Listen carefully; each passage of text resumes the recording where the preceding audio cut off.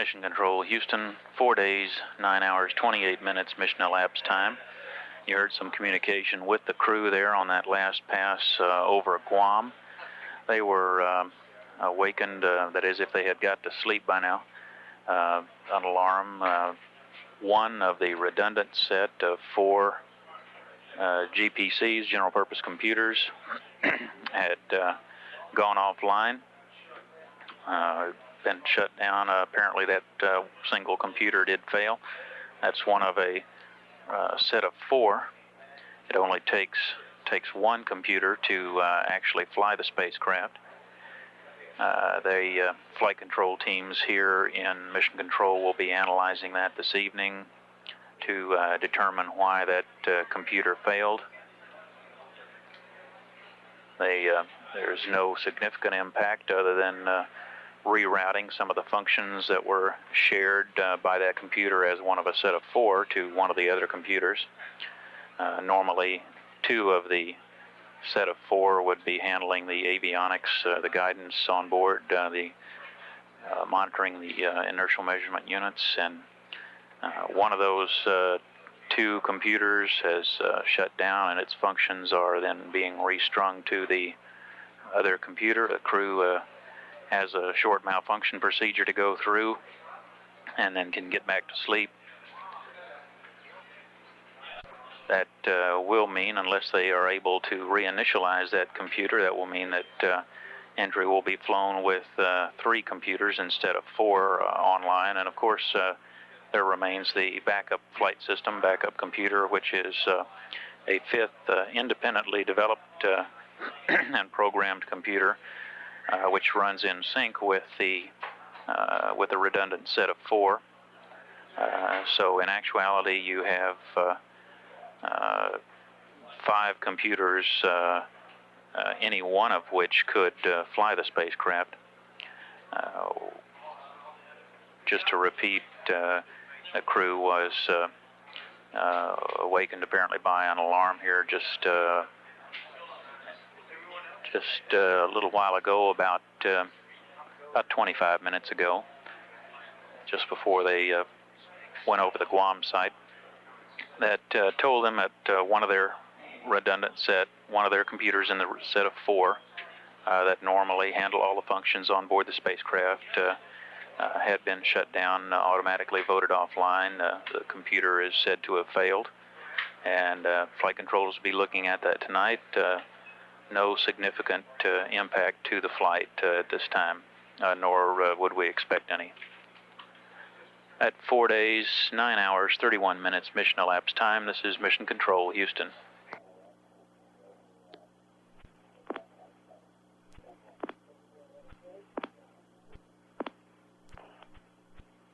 Mission Control, Houston, 4 days, 9 hours, 46 minutes mission elapsed time. Just to repeat, about a half an hour ago, as we came up on the pass over Guam, the crew, or Commander Paul Weitz, contacted Mission Control and notified that they had one of their redundant set of 4 computers go offline. One of the GPCs, general purpose computers, had failed. That system is, that one computer is offline, and its functions are taken over by one of the others. That was one of the 2 computers in that set of 4 that normally manages some of the guidance functions, the inertial measurement units. Its functions were transferred over to its partner in that set. No significant impact here. The Commander Paul Weitz was asked to feed that data from that computer onto a tape, one of the ops recorders, and the ground controllers will dump that to the ground automatically sometime later and be looking at that to determine why that computer went down. The impact there simply means that we'll be flying entry with 3 rather than 4 computers. Just for background, there are 5 general purpose computers on board, 4 of them in the primary set. They work with each other. Any one of those computers by itself can fly the spacecraft to handle all of the computing functions and all the automatic things that have to be managed. The fifth computer is the backup computer that should there be some generic problem with the primary computers, that they should all go down. That computer then takes over all the functions of flight and can safely fly, handle all the functions, and the vehicle can be safely flown. Of course, these are the same type of computers, identical with the ones that have flown 5 space flights with Columbia, and no generic problems have surfaced either with the hardware or the software. So there's quite a bit of confidence in those, in that hardware and the software. Again, one of the set of 4 of general-purpose computers which fly the spacecraft did shut down, and that data for the reason for that shutdown will be analyzed later during the night. The impact is that entry will be flown on 3 computers. It's no significant impact.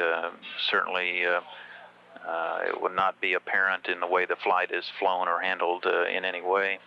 And that will be analyzed some tonight by the data processing people and the team on board in the planning shift on mission control tonight. And we would probably hear some more about that tomorrow morning. We also again have canceled at 11 o'clock Central Time, 11 p.m. Central Time, change of shift press conference. The figures for entry, tomorrow's re-entry, are in the news centers. Many of those we read out earlier on the communication loop. I'll repeat a few of them here. Just to go over these again, the deorbit burn will be initiated at 11:57 a.m. Saturday, tomorrow, Central Standard Time. That will change the velocity of the spacecraft 288 feet per second, slowing it down by that much and allowing it to re-enter the Earth's atmosphere. We will reacquire again. The soonest reacquisition or onset of communications after that burn will be through the Yargity tracking station, beginning at 12:01 p.m. Central Time, and we'll have communication for about 7 minutes over Yargity before the spacecraft then begins entry interface. That is, enters the sensible atmosphere of the Earth at 12:23 approximately, or actually 12:22 and 59 seconds by the current figures. There will be a blackout period of about 15 minutes long. That is set to begin, estimated at about 12:25 and a half, end at 12:40 Central Time. And just about that time, a little less than a minute after the end of the blackout, we should have communication again with the spacecraft through the Buckhorn station on the west coast. That at 12:41. The terminal area energy management interface, the last portion of the flight begins at 12:46 and 58 seconds, or 12:47 Central Time. That will be after it has crossed the coast. Spacecraft's ground track brings it over Santa Barbara, California. The Challenger will then pick up on the heading alignment circle, a large circular area that helps them line up on the runway. It'll be coming into runway 22 at Edwards. There'll be light variable winds, about 5 knots, so we won't be expecting much in the way of being able to get a crosswind test on this. The spacecraft will begin its pre-final approach at 12:51 and a half, and touchdown should be at 12:53, and that would be the point at which the computer tells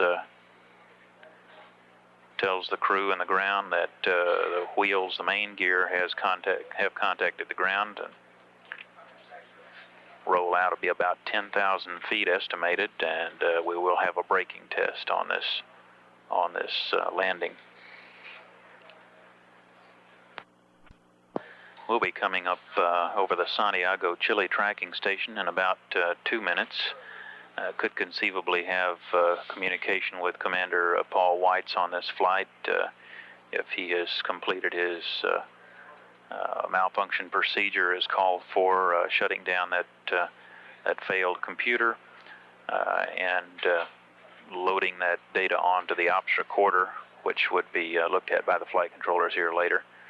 We may or may not hear from him, and would expect that he would be going back to bed shortly, if indeed he had already gone to sleep. We were only about an hour, not even an hour into their scheduled sleep period. At 4 days, 9 hours, 54 minutes mission elapsed time, this is Mission Control, Houston.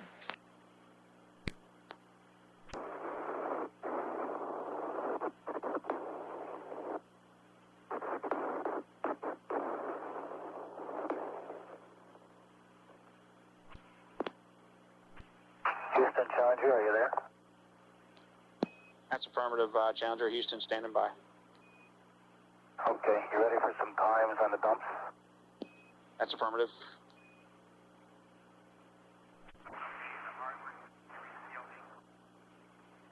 We can just barely read you, Bo. Hardly at all. You're very weak. Okay, on the hardware dump that was obviously option quarter 2, track 1, was running forward at 6%, and we started at 0924.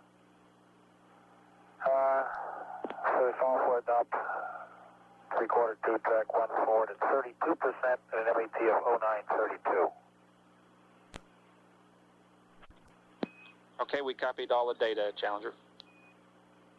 Okay, we would like to certainly get rid of at least the GPC warning light, which we can inhibit that back there.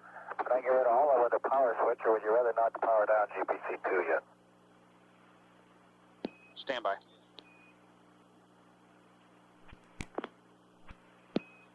Challenger, Houston, we're about a minute to LOS here at Santiago. You have a go to take the GPC-2 power to off.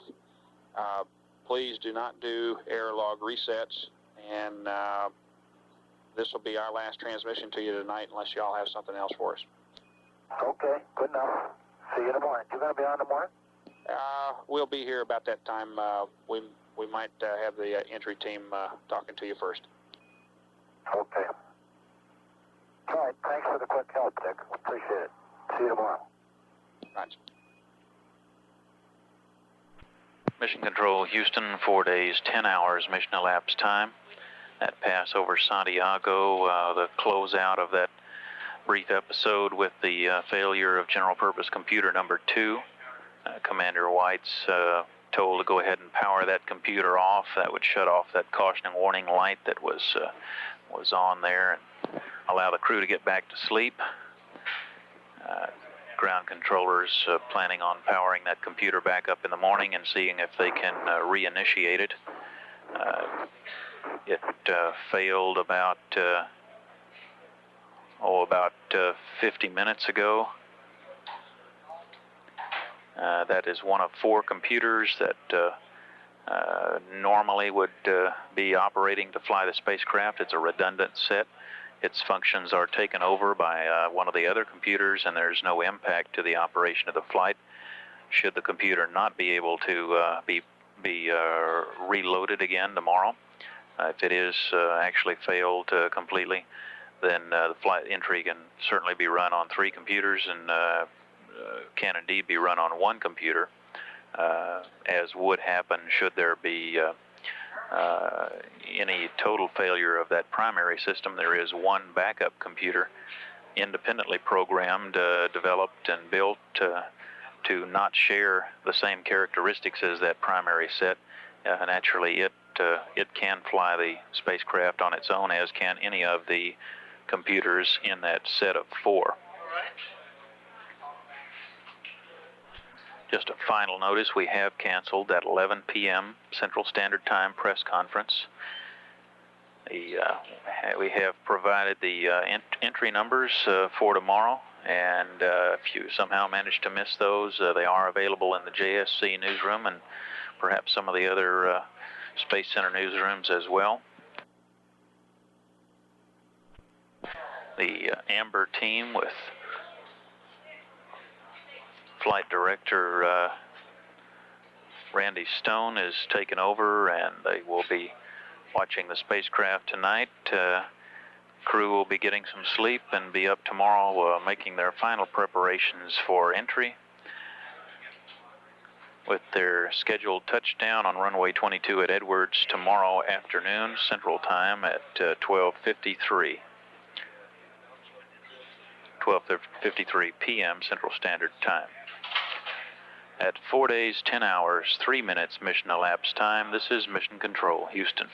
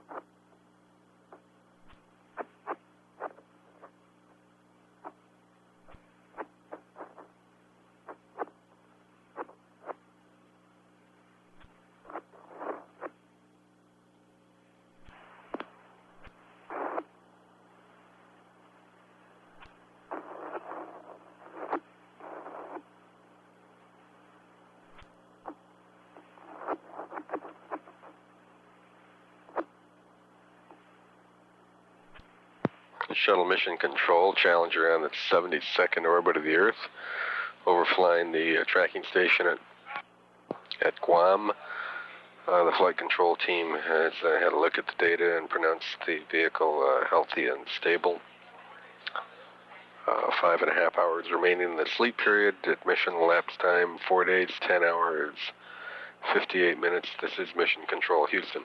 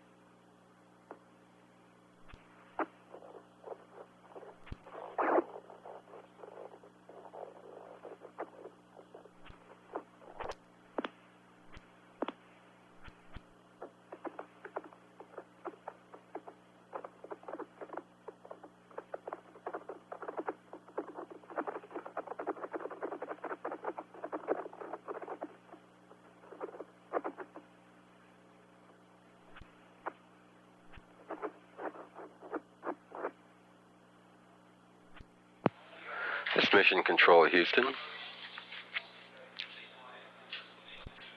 Challenger on its 73rd orbit of the Earth right now, presently positioned right above the Suez Canal. 4.5 hours remaining in the sleep period. All continues to be quiet on board the vehicle, and the crew passing an apparently uneventful night since the general purpose computer alarm about 2 hours ago. Mission elapsed time 4 days, 12 hours, 3 minutes. This is Shuttle Mission Control.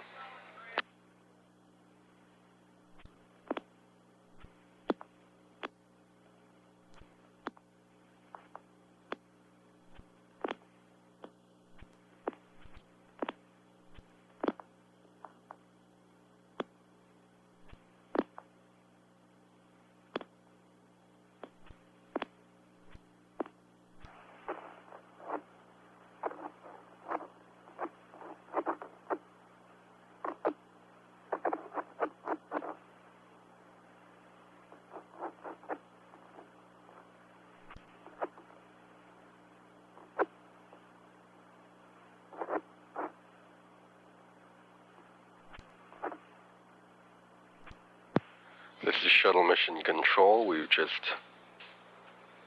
had a data check at Guam, and all positions have given a go at mission elapsed time, 4 days, 12 hours, 30 minutes.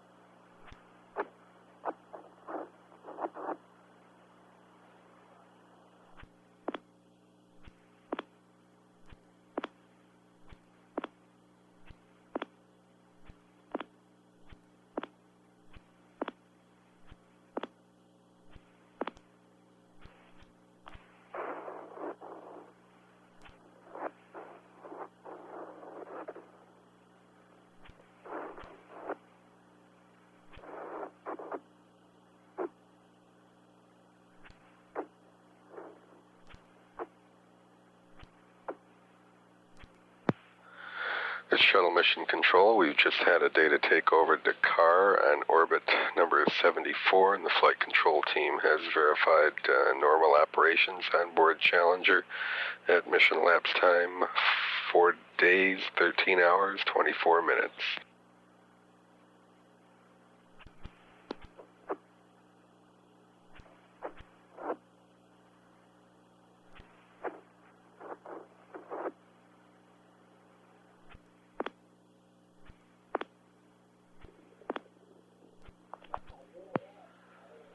This is Shuttle Mission Control. Challenger's on the descending node of the 75th orbit right now over the South Pacific.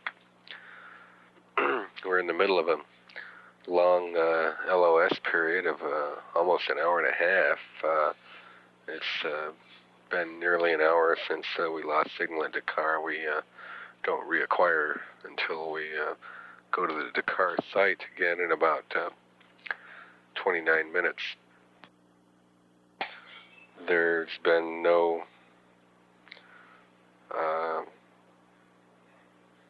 judgment yet on the nature of the failure of General Purpose Computer number 2, GPC number 2, on board the vehicle. They did get a good software dump and are looking at the software and the hardware configuration presently. And no evaluation is available yet, but a team of IBM people here in Building 30 are looking at that data presently. There's a change in the time of change of shift debriefing with the flight director. The handover has been moved up an hour. The entry team will come into the control center at 4:30, begin an hour-long handover. Accordingly, outgoing flight director Randy Stone will be available for questions at 5:30 a.m. Central Time, as opposed to the earlier advertised time of 7:30 or 7 a.m. Central Time. Once again, a change in the time of the availability of outgoing flight director Randy Stone, in case there's any interest in directing questions to him. He will be available at 5:30 a.m. Central Time. Reacquire data again from Challenger in about 27 minutes. This is Shuttle Mission Control at mission elapsed time 4 days, 14 hours, 30 minutes. The Shuttle Mission Control at 4 days, 14 hours, 57 minutes.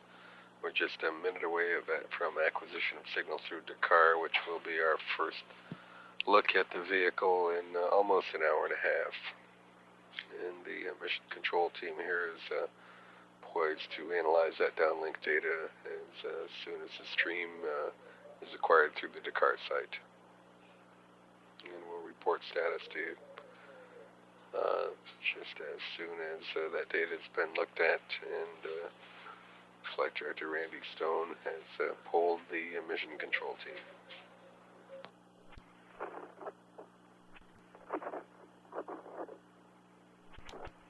Shuttle Mission Control, status check in the control here, resulted in a go from all stations. The crew has about an hour and a half remaining in its sleep period.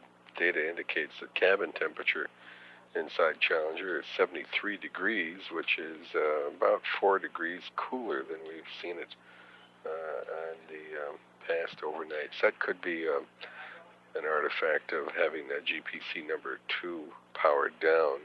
The GPCs generate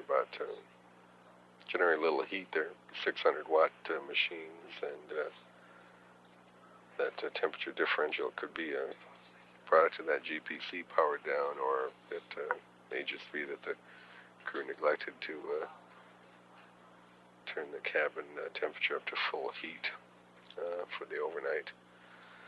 Once again, a change in the time of the availability of outgoing flight director Randy Stone. The change of shift debriefing, which had been scheduled for 7 o'clock Central Time, is going to change due to a change in the handover times. Randy Stone, if there are any interested media, Randy would be available at 5:30 a.m. Central Time. Mission elapsed time 4 days, 15 hours, 1 minute. This is Mission Control, Houston.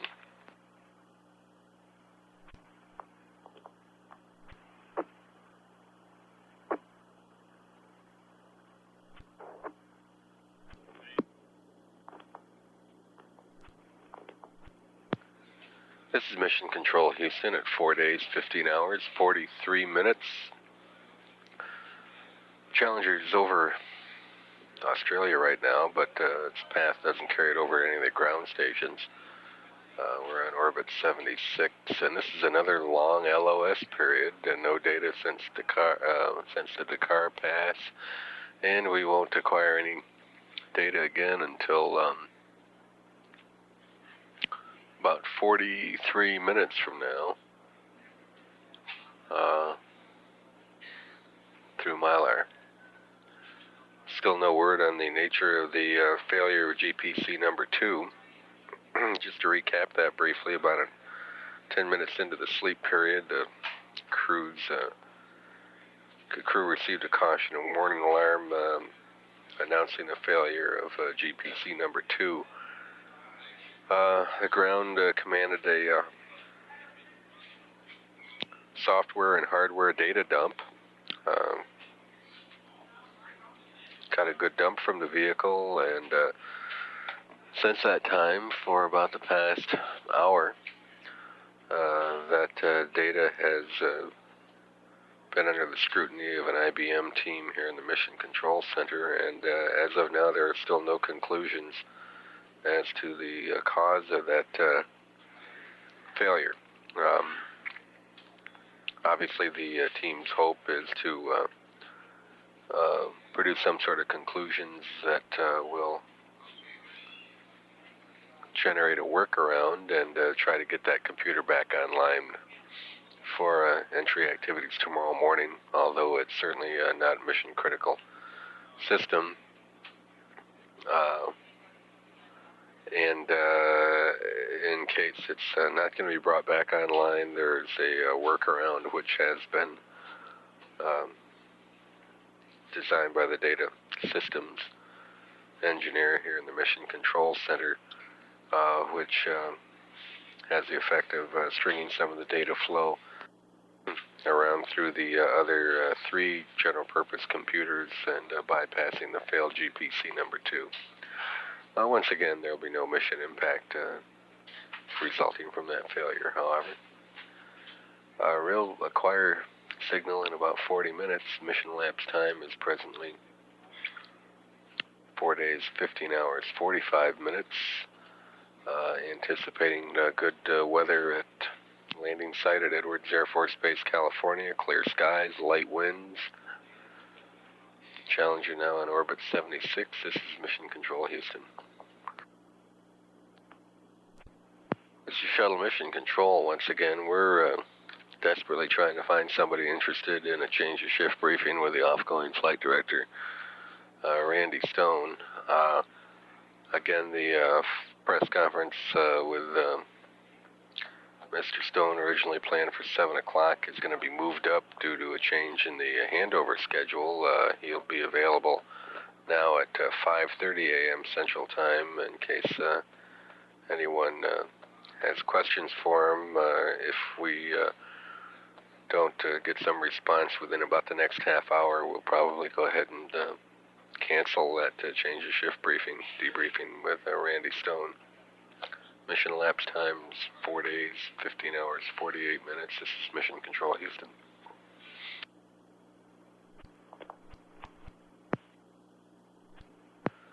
This is Shuttle Mission Control. We're about 7 minutes away from acquisition of signal through Bermuda on orbit 76. It's 10 minutes remaining in the sleep period. And we might anticipate the wake-up call through Bermuda if there's any indication that the crew is up and around. If the food warmers are not on and the CRTs are not turned on and there's no indication that the crew is up, it's doubtful that the mission control team will initiate the wake-up call. In the absence of any demonstrated interest in interviewing Flight Director Randy Stone, despite our sincere interest our sincere efforts to drum up some interest, the change shift debriefing with the Flight Director will be canceled. Flight Director Jay Green and his Flight Control team have tagged up here in the Mission Control Center, and we'll take this next pass. Mission elapsed time is 4 days, 16 hours, 21 minutes. This is Mission Control, Houston.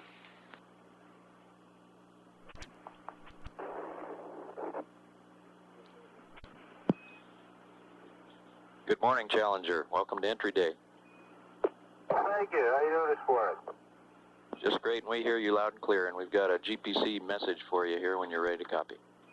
Oh, wait. Let me rub some of the sleepy sand out of my eyes. I'll be with you in a minute.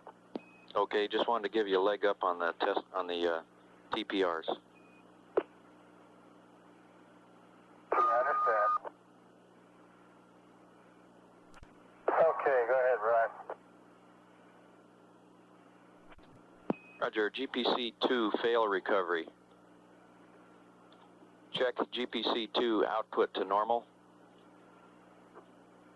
Check mode to halt. Power to on. Wait a minute, your second stutter interrupted. Say again. Output normal. Okay, after output to normal, mode to halt, then power on. Then perform steps Delta and Echo of MALF FRP3, which is on page 5-53.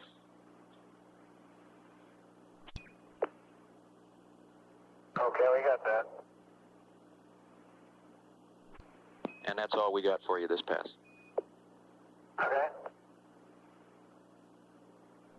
You want that done right away? We just want to be sure you got that first thing. You can do it at your convenience. Okay. Challenger Houston, we're going LOS. We'll see you at IOS at 1656. Roger.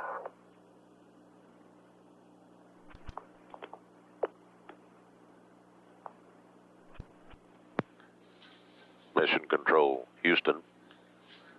Loss of signal at Dakar and Madrid.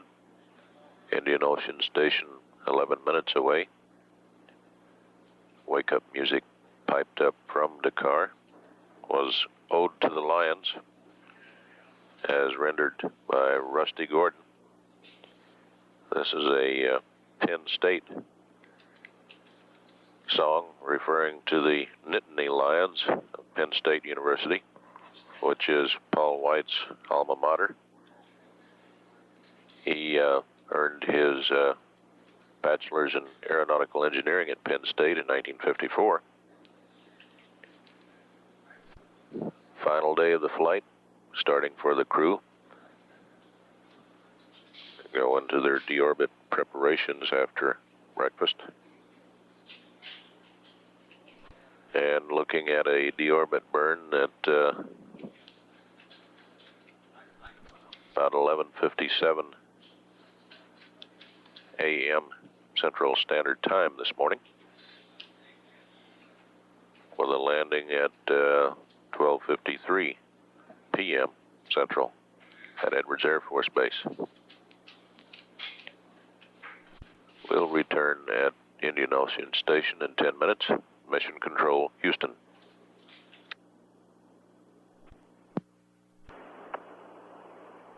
Have a beef patty and eggs this morning too. We have acquisition Challenger at Houston Indian standing by Ocean at Indian Station. Ocean for 4 minutes.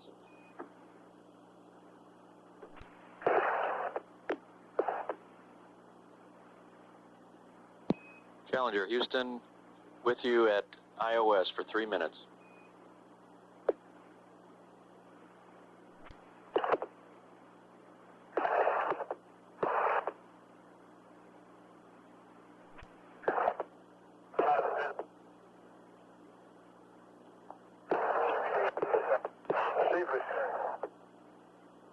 Sorry, how much did?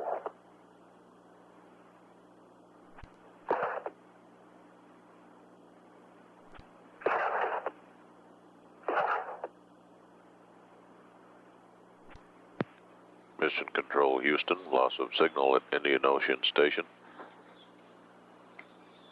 Not much response from the crew there, but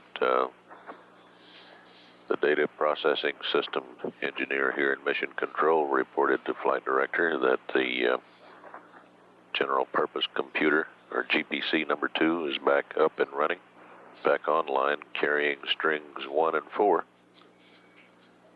of the systems management jobs. Acquisition again at Yargady, Australia in about 10 minutes. This is Mission Control, day 4/17/01.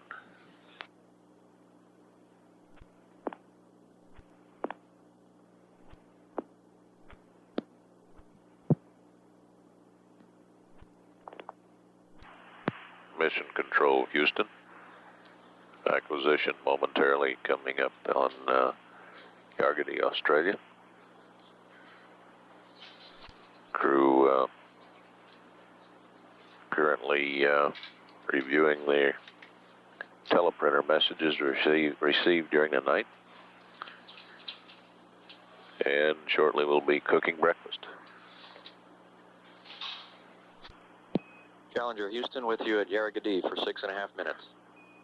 All right, Houston, be with you, man. Houston, GPC-2 recovered. It's back in a redundant set. Roger, we copy that, and we've got a note for you for some flight deck switches.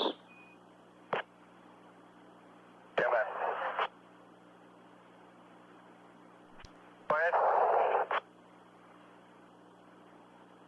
Roger, now that the cryo tanks are getting down to about half full, we don't need so many heaters on panel R1, Alpha 2, cryo oxygen tank 1 and 2 heater Bravo. Both switches should be off. And we'd like you to pressurize the cabin per the manual procedure that we passed up previously on message 19. Can you copy? Hello, Houston, you there? Roger, copy. Houston, you're breaking up a little. Let me read it back to you. That's on panel R1, cryo, O2 tank 1 and 2, Bravo off. That's affirmative. Okay, go ahead. Roger, and the second part is we'd like to pressurize the cabin per the manual procedures we passed up a couple of days ago, reference message 19. Understand, use message 19 and pressurize the cabin manually. That's affirmative. Did not receive message 48, parting shot. And instead we got a big long, page-long message that was nothing but diamonds, primarily with a few odd symbols scattered in it. Okay, that was not the parting shot message. We'll take a look. Okay, Bo's looking now, but I think we got everything else. Roger.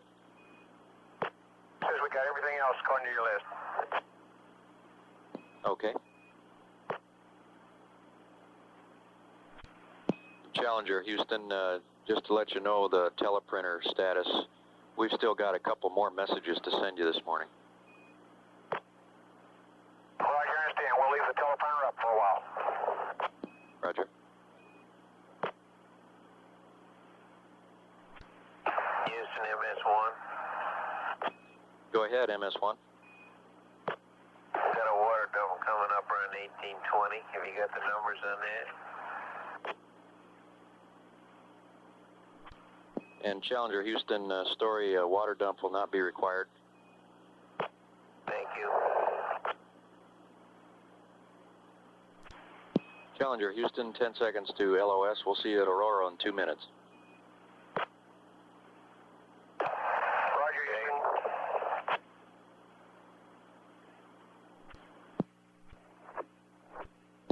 Challenger, Houston, with you at Aurora for 2.5 minutes. Roger, we see the high load outboard. We have a high load outboard down arrow on number 2. Goes 121, 122 degrees. Roger. And Challenger, Houston, we're looking at that right now. We'll get back to you. Challenger, Houston, we see you're still in manual control on the DAP. We'd like you to go to auto. Roger. Challenger, Houston, on your thermal evap message, that's just a little bit slow reaction time with the temps. No action required. Thank you. I see it coming up slowly now.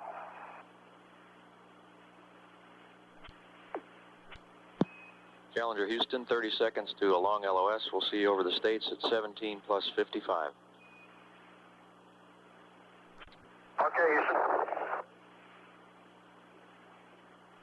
The Lyle canister's changed now, you. Roger, thanks, Story.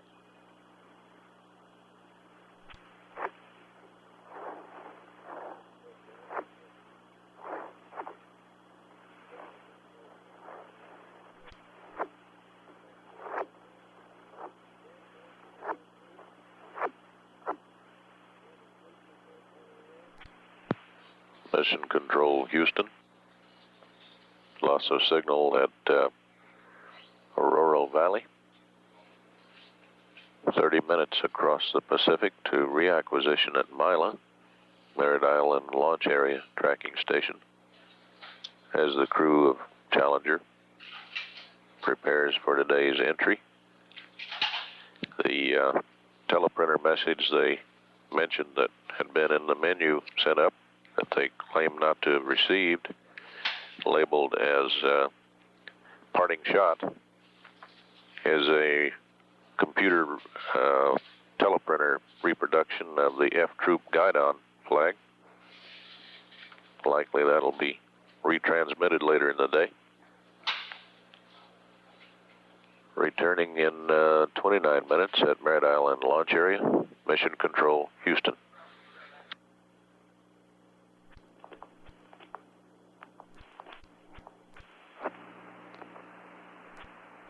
Challenger, Houston, with you over the States for 11 minutes. PJ, we're up. To Houston, read you loud and clear. Roger, have you the same. You broke up. Challenger, Houston, understand we are breaking up. That one came through loud and clear. When do you want us to do that manual PCS procedure? Roger, Bo, that's at your convenience. Challenger, Houston.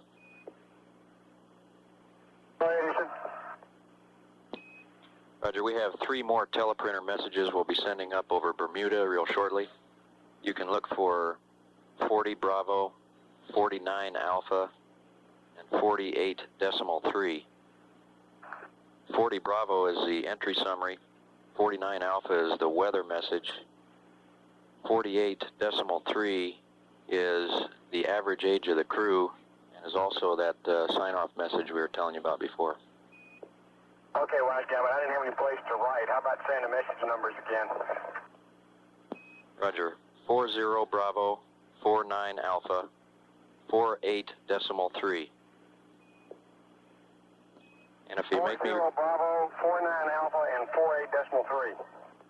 Okay, I'm glad you got it this time. If I had to read it again, it would have had been 48.4.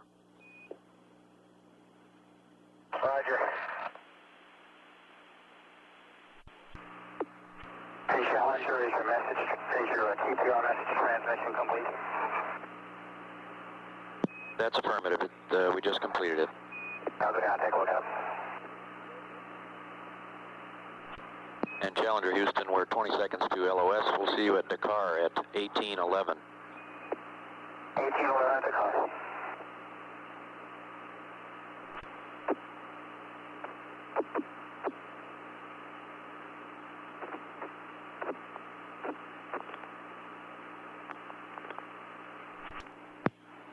Mission Control, Houston. LOS at Bermuda. Overlapping coverage there at Mila and Bermuda.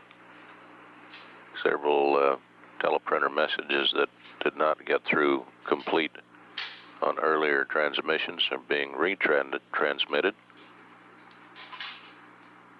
Dakar in about 3 minutes. Day 4, 18 hours, 8 minutes. Mission Control, Houston. Mission Control, Houston. 30 seconds away from acquisition now, again at Dakar.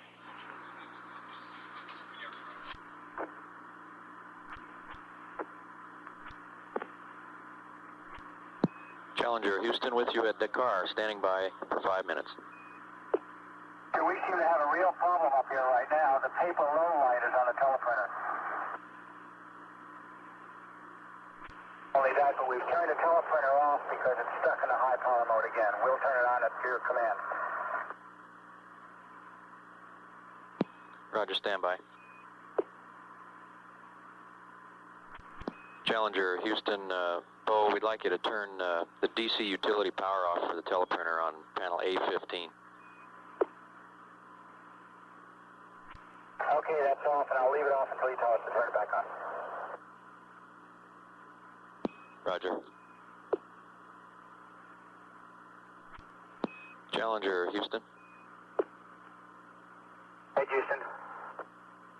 And Bo, can you confirm the numbers of the teleprinter messages that you did receive before you had this problem?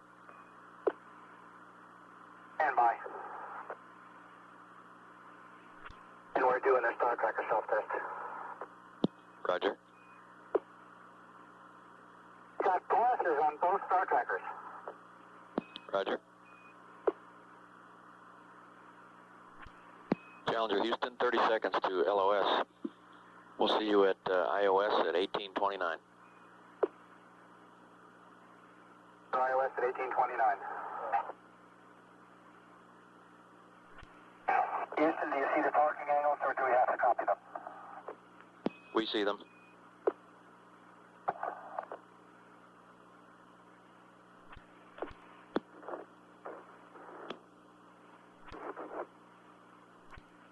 Mission Control, Houston. LOS at Dakar. 12 minutes to Indian Ocean Station. Challenger crew currently doing an inertial measurement unit alignment on schedule in the flight plan as final preparations for entry begin. 4 days, 8 13 hours, 17 minutes, returning at Indian Ocean Station, Mission Control, Houston.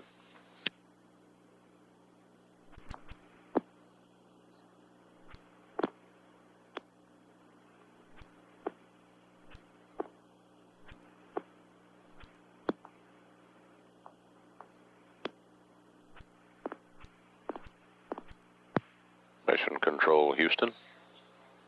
Indian Ocean Station acquiring in less than 30 seconds. Orbit number 77 for Challenger.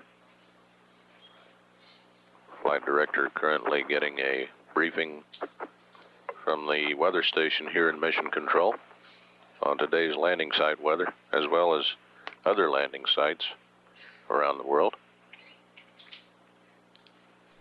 We have acquisition now at IOS. Challenger Houston with you, standing by at IOS for 8 minutes.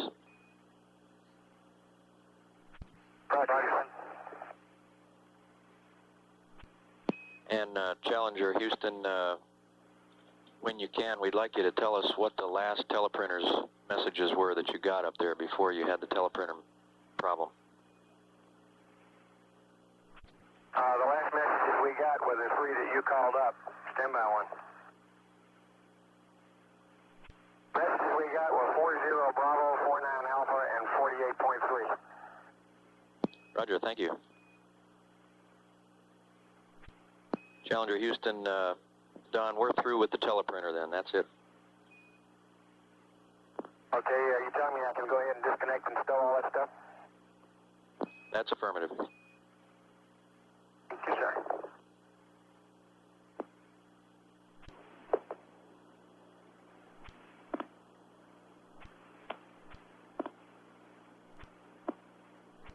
Challenger Houston.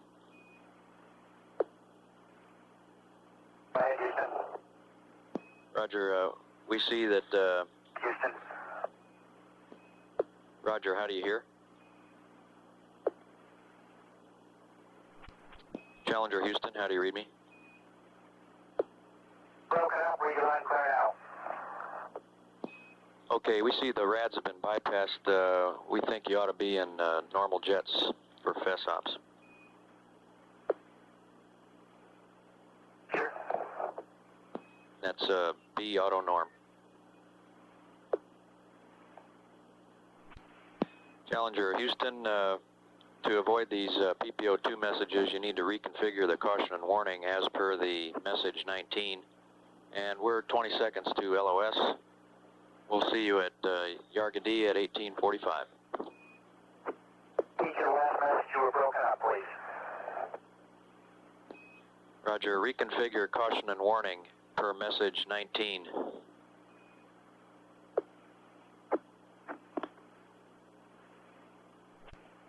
And Challenger Houston, we don't see DAP Bravo either. You need DAP Bravo. This is Mission Control, Houston. Loss of signal at Indian Ocean Station, Yargadee in 6 minutes. Challenger crew has now, or is in the process of stowing the teleprinter.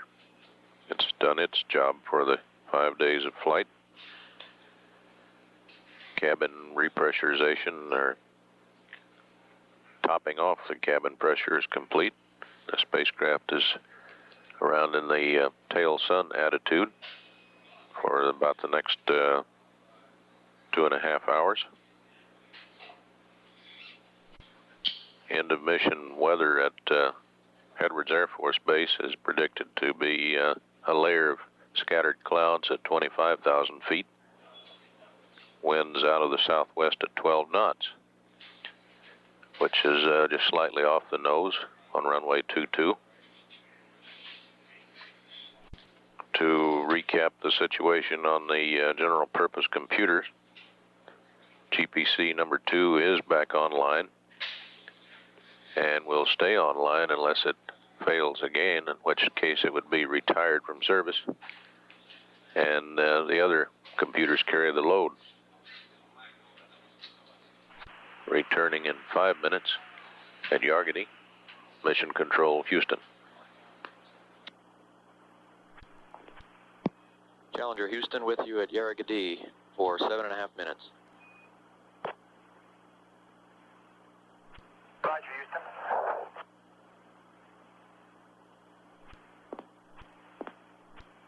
Challenger Houston, we're going to lose you for about a minute. We'll pick you up at Aurora. Houston.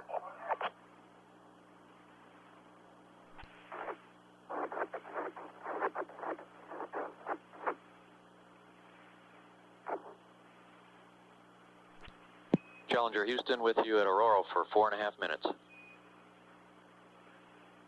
Did you read you loud and clear? And we read you loud and clear also. Ease. Challenger Houston, did you call? Negative. Okay. Houston, we all appreciate it. Message 48.3. Roger that. The planning team had fun making it. Challenger Houston, 45 seconds to LOS. Long LOS here. We'll see you at 1929 over the States. 1929 over the States. Thank you. This is Mission Control, Houston. Loss of signal at Aurora Valley. 30 minutes. Loss of signal now until next station at Merritt Island Launch Area, or Mila. One comment during the Aurora pass is that the crew on Challenger did finally receive teleprinter message 48.3, and it was appreciated. That, of course, was the final one in the teleprinter messages for this flight, and was a computer graphic sort of depiction of the F Troop guidon.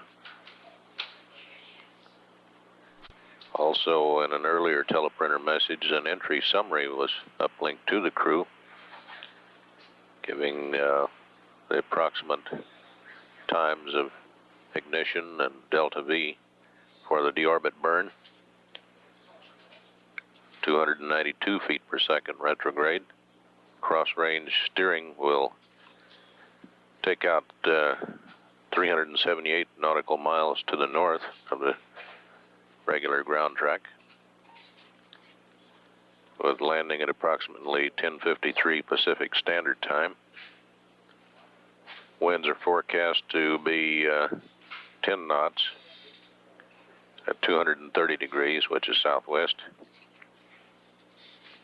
It'll be a overhead approach and a turn to the left around the heading alignment circle onto Edwards runway 22. The lake beds at Edwards are still no-go for landing. At day 4, 19 hours, 1 minute, this is Mission Control, Houston.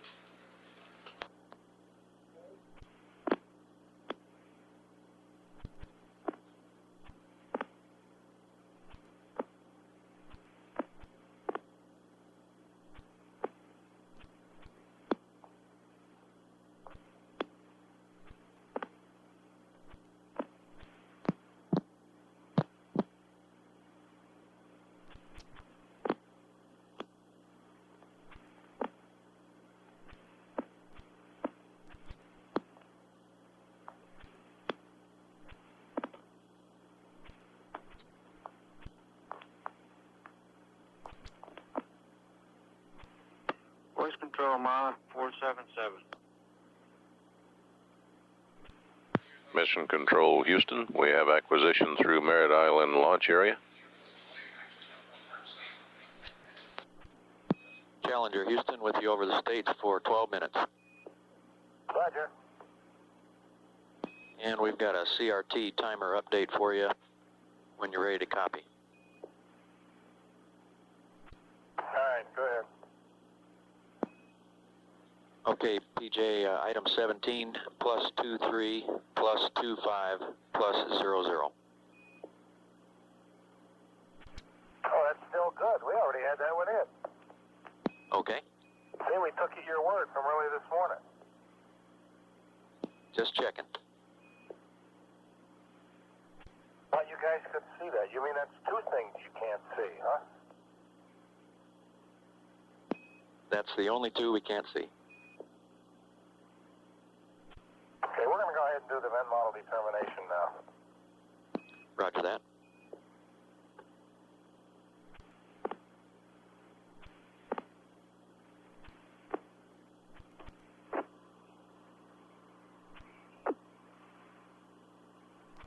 Challenger, Houston, when you're finished with the vent test, we've got a couple of fairly long notes to talk to you about concerning the jets and the GPCs for entry.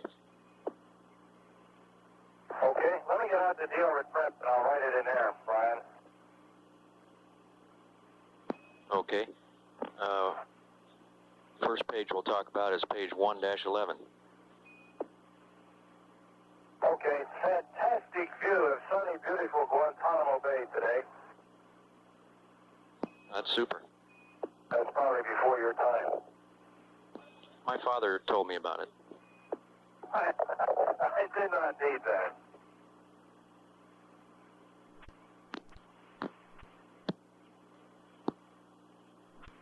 Okay, page 1-11, go ahead. Yes, sir. We're talking about how we're going to string today, given that we have lost GPC GPC2 once before. The nominal stringing for page 1-11 of the deorbit prep, string 1 to GPC1, string 4 to GPC2, 3 stays with 3, and string 2 on GPC4. Mass memory 2 to GPC4, and CRT 2 to GPC4. If GPC2 fails pre or post burn, then we want you to string as follows. GPC1 will have string 2. Hey, wait a minute, Brian. It'd make it a lot easier if you could read me the strings and tell me which GPC is going to have the string. Okay, I'll read the strings first. If GPC2 fails, do not try to recover GPC2. Restring as follows. String 2 goes to GPC1. Strings 1 and 4 to GPC3. And string 3 to GPC4. You should power down GPC2 and do not attempt recovery. And the rationale for that stringing is to protect for as many things as we can. IMU redundancy, NSP redundancy, and the right ohms, TVC and ignition, as well as the left downfiring jets. Okay, well you guys thought of more things than we do. We didn't come up with that restring in event of a failure, but it was close enough, I guess. And we've got a long note for you on, fairly long note for you on the jets. You might want to use a pad of paper for this so you can talk it over. Okay, my jet person is listening. Wait, see if he's ready to copy. Yeah, go ahead. Roger, we told you a little bit on the mission summary message this morning, 47 Bravo, about L1U and L2D, and these are just more words on the same subject. Prior to transition to Ops 3, increase the left pod jet fail limit to 3. This will allow for 2 additional auto jet deselects during entry. Oh, wait a minute. That was prior to Ops 3 transition? You can do that anytime prior to Ops 3. Okay. And procedure for that on Spec 23, left RCS, item 2 execute, and jet fail limit item 4 plus 3 execute. Yeah, we got that. Okay, next part. Since L1U and L2D are deselected for entry, you should reselect those jets for the following reasons. reselect only for loss of one or both of the other left jets in the same direction. Okay. And this failure can be any jet fail, on, off, or leak. It could be a manifold closure for any reason, or it could be for a loss of an FA, MDM, or GPC. And we want you to go, I'm going to break into this procedure. We need you to go MADS on A7 left. We need you to go to MADS, ASIP, PCN to command. Okay, that's complete. Roger, and I'll pick up, we've got about a minute to go here. If L2D is reselected, do not toggle RM. Now, the only time we want you to reselect these jets is between EI and Q bar of 20. And that's it for the message. If you want to talk about it, we'll see you at Dakar at 1945. Okay, we think we understand most of it, but I also further understand this whole procedure applies only between EI and Q bar of 20. That's affirmative.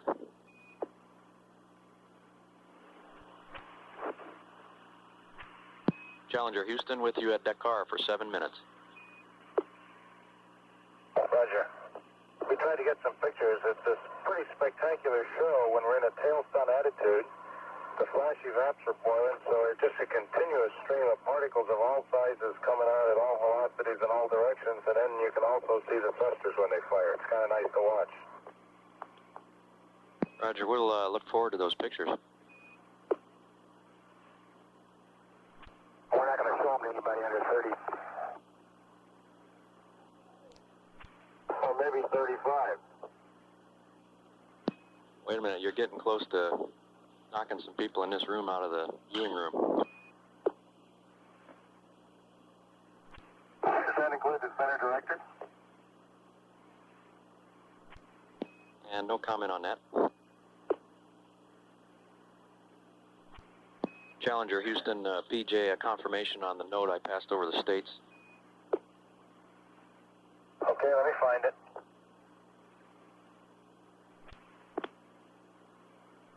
Okay, we're ready to listen. Go ahead. Okay, when we talked about the time frame between EI and Q bar of 20, that applied to the failures. We did, however, want you to do that first step of increasing the jet fail limit to 3 sometime before Ops 3. Oh, yes, sir. That's what I assumed. Okay, but thanks for the clarification.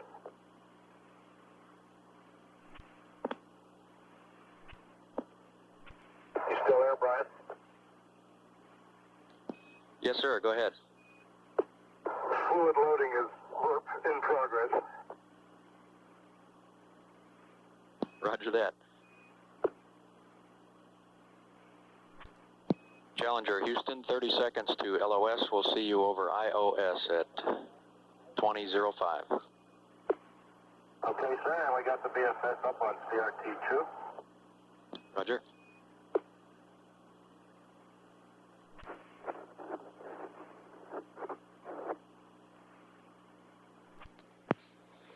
Mission Control Houston. Loss of signal at Dakar, Indian Ocean Station, 10 minutes from now. As the crew of Challenger moves on into deorbit preparations. Payload bay closing, payload bay door closing, the next major activity aboard the spacecraft. Returning in 10 minutes at Indian Ocean Station, Mission Control Houston.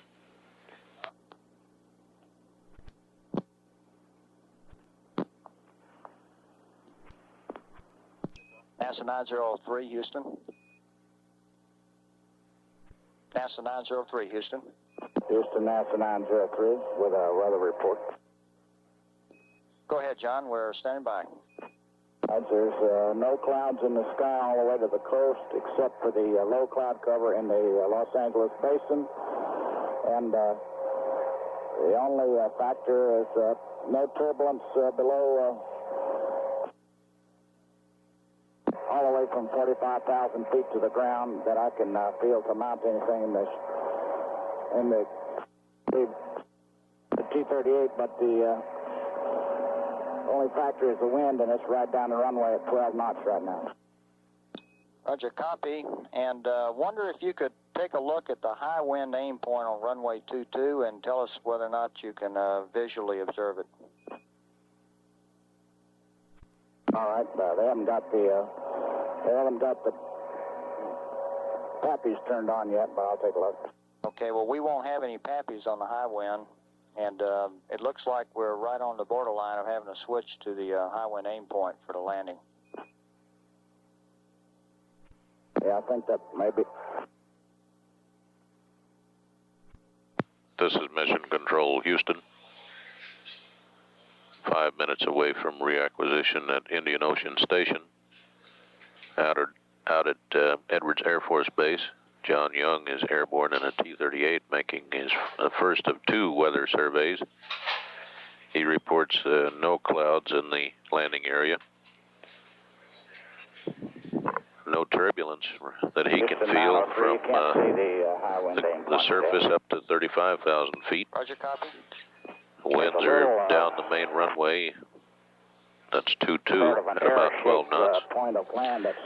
There's some low clouds in the Los Angeles basin that he can see. Later on this morning, he will make a second weather flight in one of the shuttle training aircraft. And 903, if you don't have anything 4 minutes to Indian Ocean Station, Mission Control, Houston. UHF mode, and we'll be talking to you at the telecon, on the telecon about 7:02 this morning.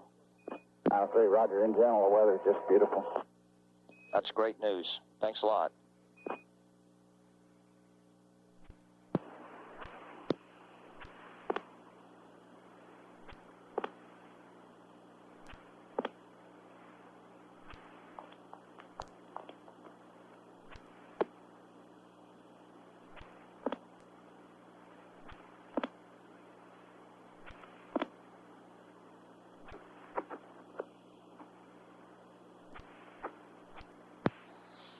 Mission Control, Houston. Acquisition at Indian Ocean Station. Challenger, Houston, with you over Indian Ocean for 7 minutes. Roger, Houston. We're standing by to close the doors. Roger, and we're looking. Challenger, Houston, your go for payload bay door closing.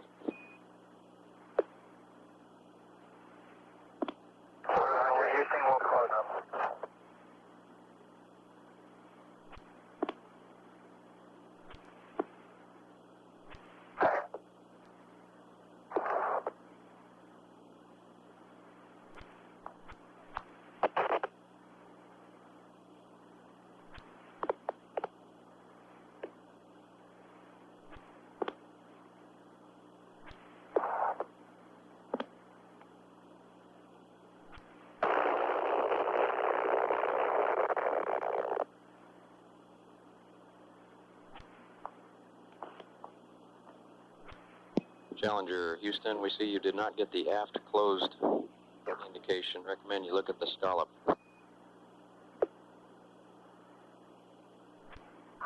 it's well below the target line, Brian. The scallop is at least an inch below the bottom point of the target line. Roger, go ahead with bulkhead latching, and we'll see you over Australia. Okay.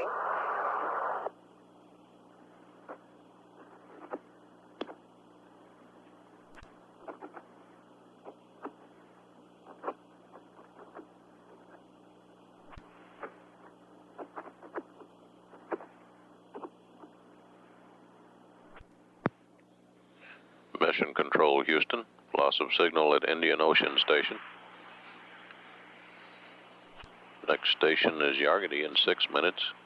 The crew has got the left door closed, left payload bay door closed. And by the time we reacquire at Yargady.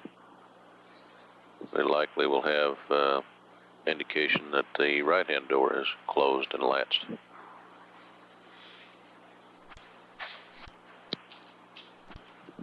This is Mission Control Houston. Day 4, 20 hours, 15 minutes. Challenger Houston with you at Yargady for 8 minutes. We've got the door closed, and we've got everything but the center of latches closed, and they're closing now. Roger. Everything is zipped up, Brian. You saw the most off-nominal thing of the whole sequence was that no indication of closed on the one end of the port door. Roger, understand. And the latch that was going to make first contact, I would say, was latch number 12, and it was aiming at the horizontal line about a 1.8.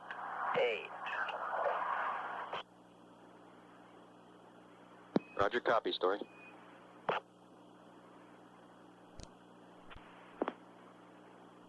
Or 3/4 of the way between B and A. Roger that.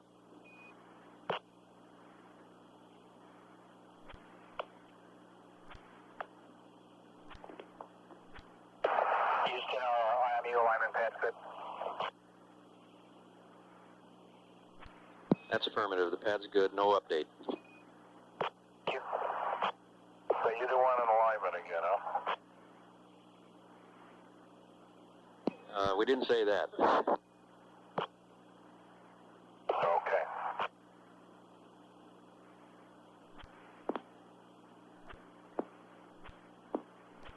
Houston, are you still there? Yes, sir. Go ahead. Well, if we're going to do the alignment, we just soon get on with it. Stand by. Challenger Houston, you're go to maneuver for the IMU alignment, and we'll lose you for about a minute here and pick you up at Aurora at 2030. Okay.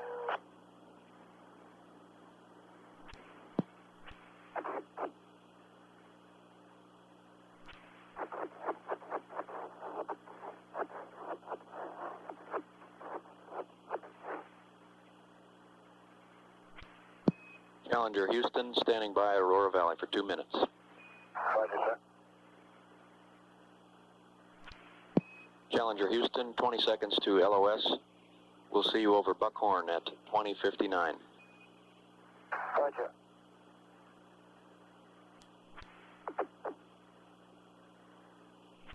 This is Mission Control Houston. Loss of signal for the final time this mission at Aurora Valley. Near the end of orbit number 78. Systems engineers here in Mission Control confirm that the payload bay doors are closed and latched. Crew starting their final alignment of the inertial measurement unit prior to re-entry. Next station, Buckhorn, in about 25 minutes across the Pacific. This is Mission Control Houston, day 4, 20 hours, 33 minutes.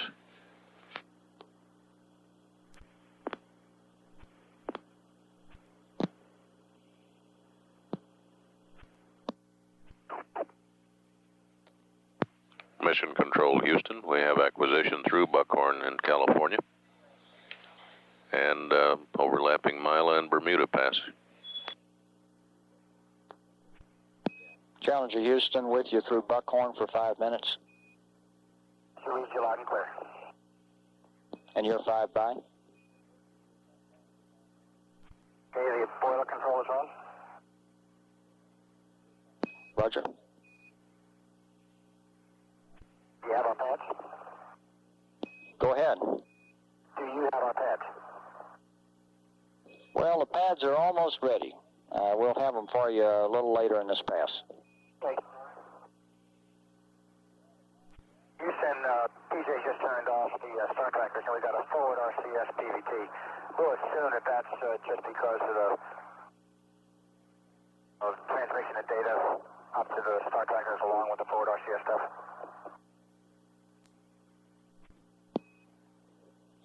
We agree with that, and the forward RCS quantities are correct. Thank you. Challenger Houston, we're about 20 seconds LOS. We'll have about a minute keyhole, and we'll pick you up at Mila, and then I'll have your Del pad. Okay. I just changed the jet fail limit to 3 on the left RCS. Copy.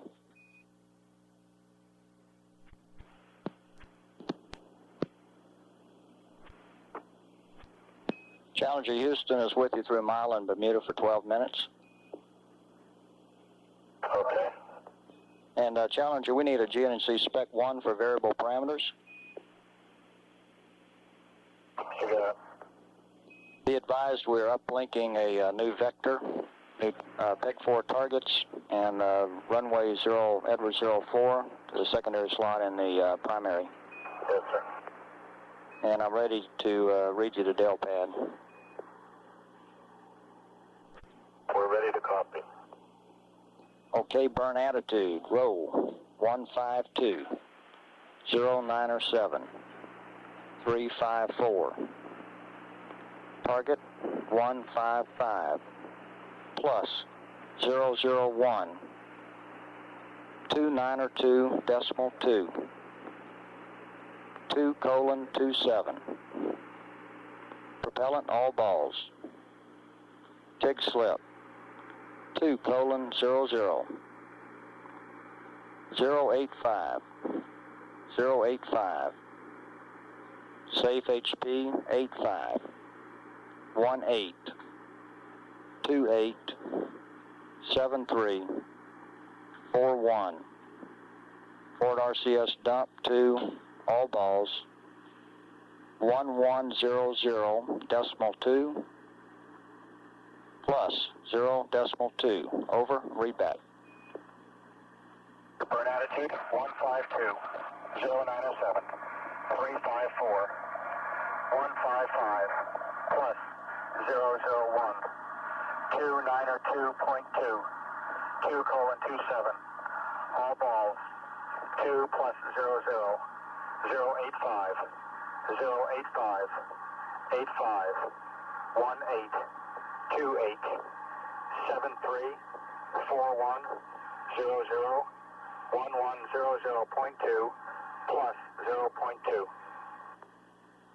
Good read back. Inertial attitude, roll, 199er, 315, 024.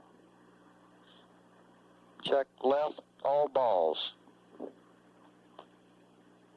Yargadee, EI minus 22, EI minus 14,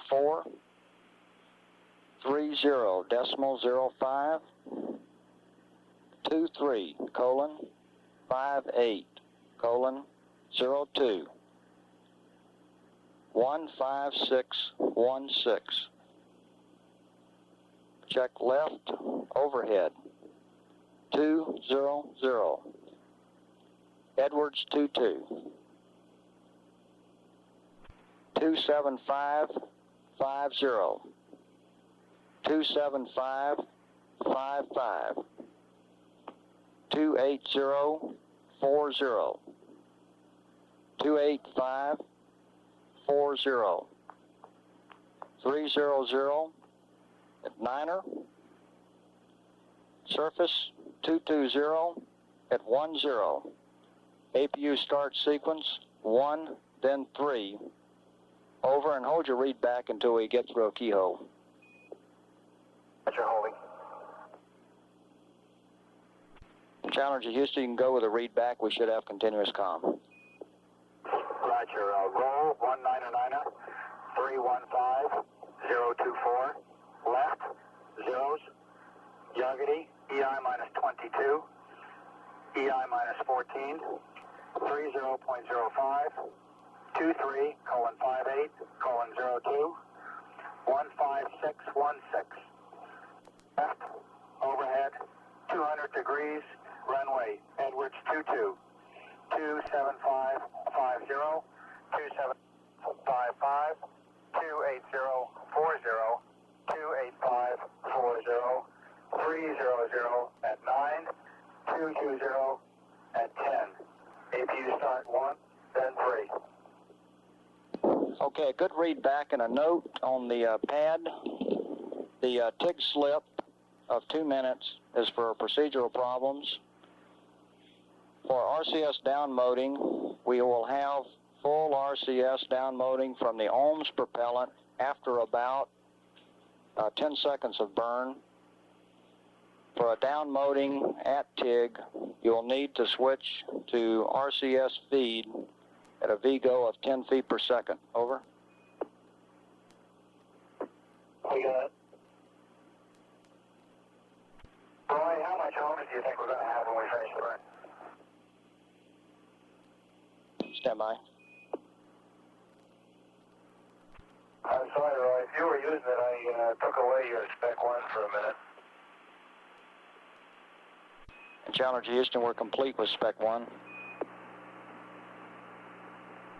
Okay, we're on our way to burn attitude, and if you need it or want it, I got the IMU line info. Stand by. Okay, we're standing by for the IMU numbers. Okay, the star angle there was 0.01. Delta angles on IMU 1, minus 0.03, plus 0.01, plus 0.01.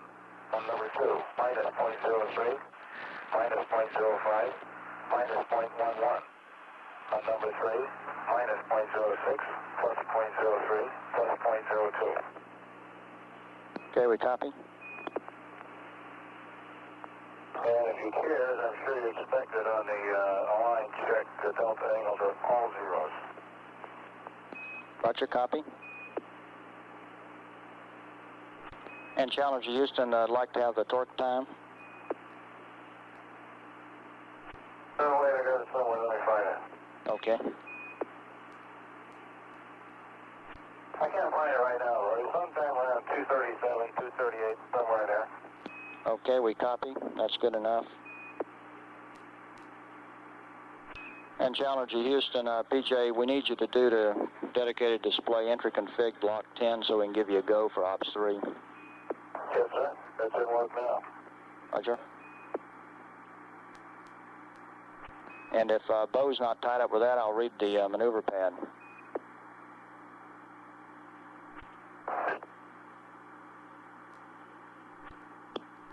Go ahead, ready for the pad. Okay. Check ohms both.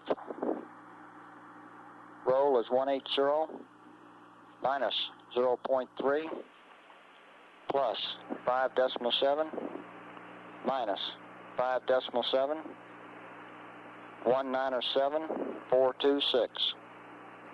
TIG is 4 days 23:25 all balls.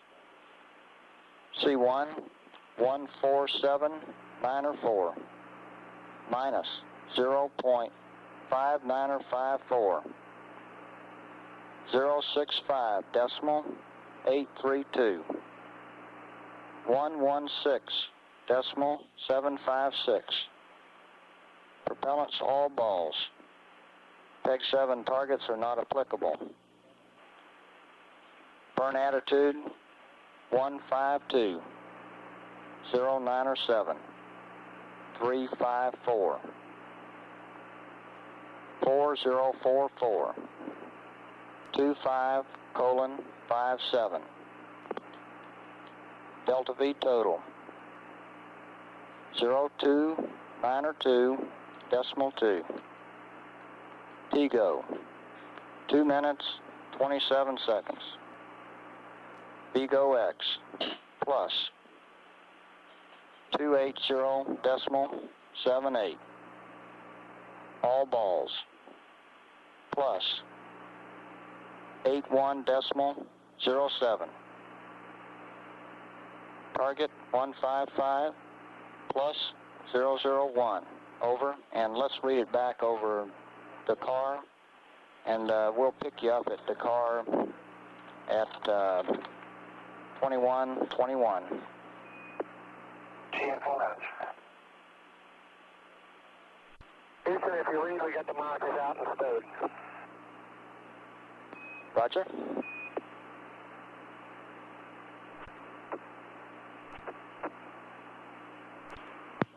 This is Mission Control Houston, loss of signal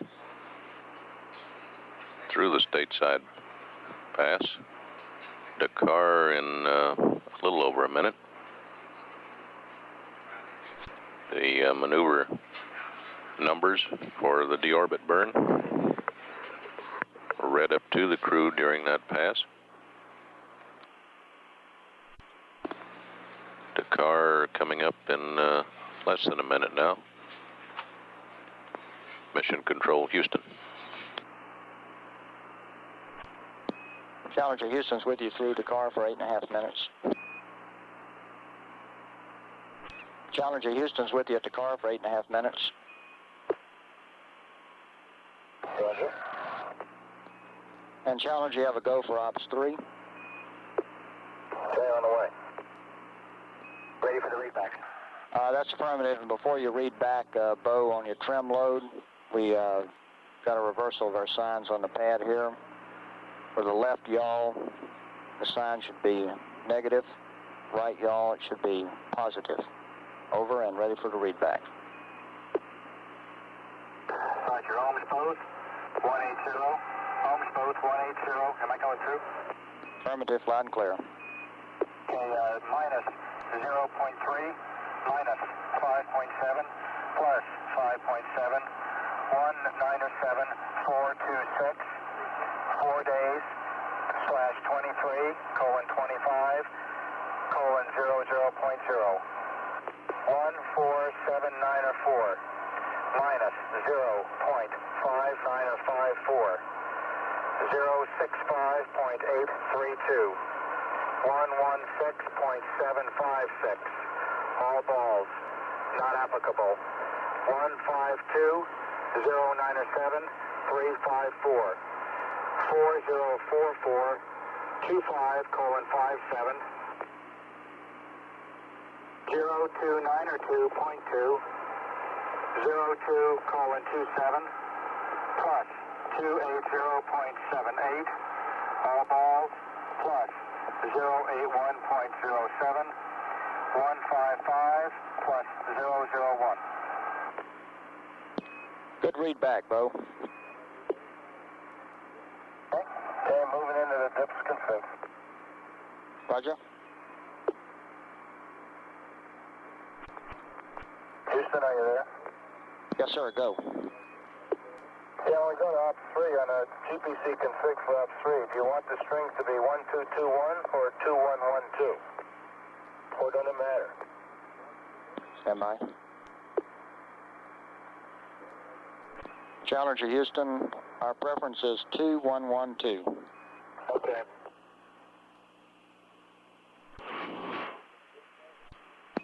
Challenger Houston, we're 20 seconds LOS. We have a short Botswana pass. Should see you there at 2139. Okay.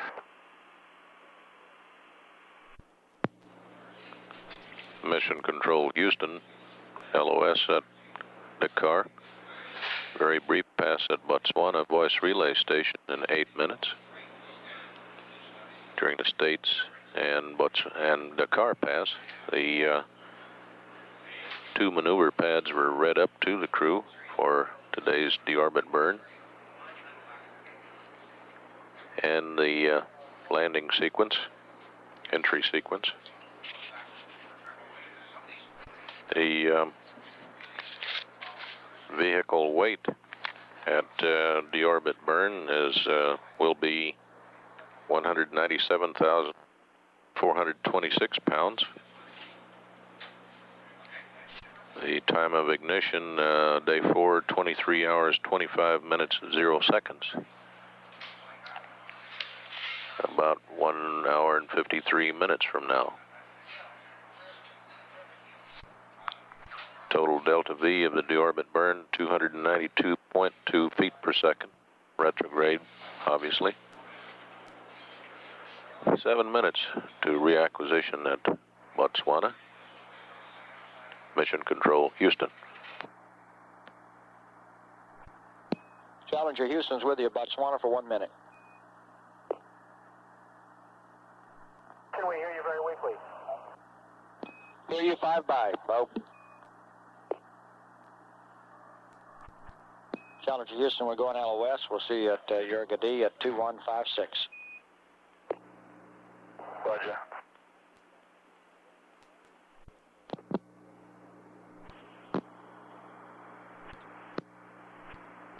This is Mission Control, Houston. 7 minutes from reacquisition through Yargady. Toward the end of orbit number 79. To recap the entry sequence of events with times and mission elapsed time. Ignition for the deorbit burn, day 4, 23 hours, 25 minutes, 0 seconds. Entry interface, day 4, 23 hours, 53 minutes, 27 seconds. At a range from Edwards of 4,043 nautical miles. Begin blackout, day 4, 23 hours, 55 minutes, 59 seconds. 3,447 nautical miles uprange from Edwards. In blackout, day 5, 0 hours, 10 minutes, 29 seconds. 514 nautical miles uprange. Touchdown, day 5, 0 hours, 23 minutes, 42 seconds. These are the current numbers being generated in the entry elapsed time display here in Mission Control. They're likely to change plus or minus a few seconds as different tracking stations massage the numbers somewhat in the database here. 5 minutes away from reacquisition at Yargady. This is Mission Control, Houston. Challenger Houston's with you at Yargady for 8 minutes. Roger. Well, we feel we're ready in all respects. Roger, copy, ready in all respects. And Challenger Houston, I've got a couple of notes for you, depending on what you're doing right now. One's on the deorbit burn flight rule cue card, and an update on the left pitch jets note that we gave you earlier. Okay, stand by. Is it pressing? I'll tell you what I'd like to do. Bo's down getting his harness and boots and that on now. I just said wait till he's back up on the loop. We can talk about it then. No problem. Give me a call. If we can't catch it here, we'll catch it at Hawaii. Okay. What's AOS Hawaii?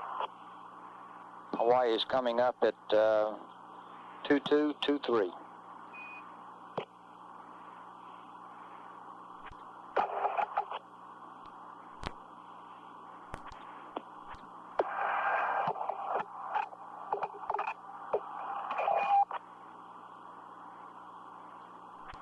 Okay, Roy. Go ahead and start with the deorbit burn rules.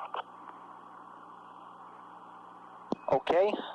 You can delete the third column from the left.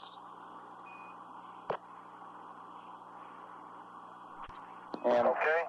under DPS, following one GPC or FAFF, add a paren, exclude GPC2 if time for restring.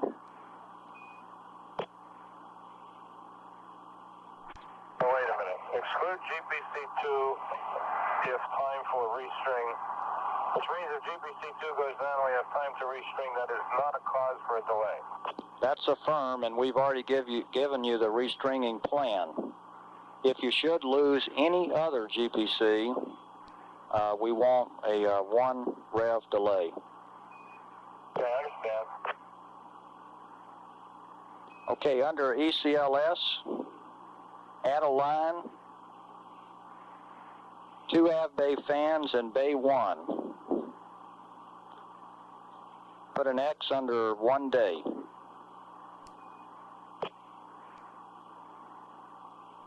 And also, about second line from the bottom where it says 2 av bay fans in bay 1 or 3, you can cross out the 1 or. Over.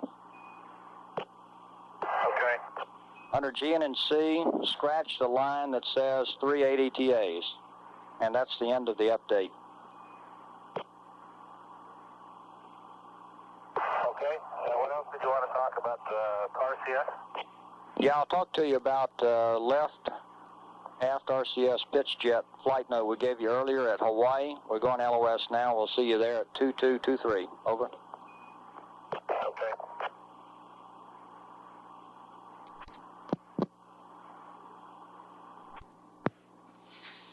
Mission Control, Houston. Loss of signal at Yargany. Hawaii, 17 minutes from acquisition, which will be early in the final orbit of this mission. Crew donning their personal equipment, harnesses, etc. for the entry and landing.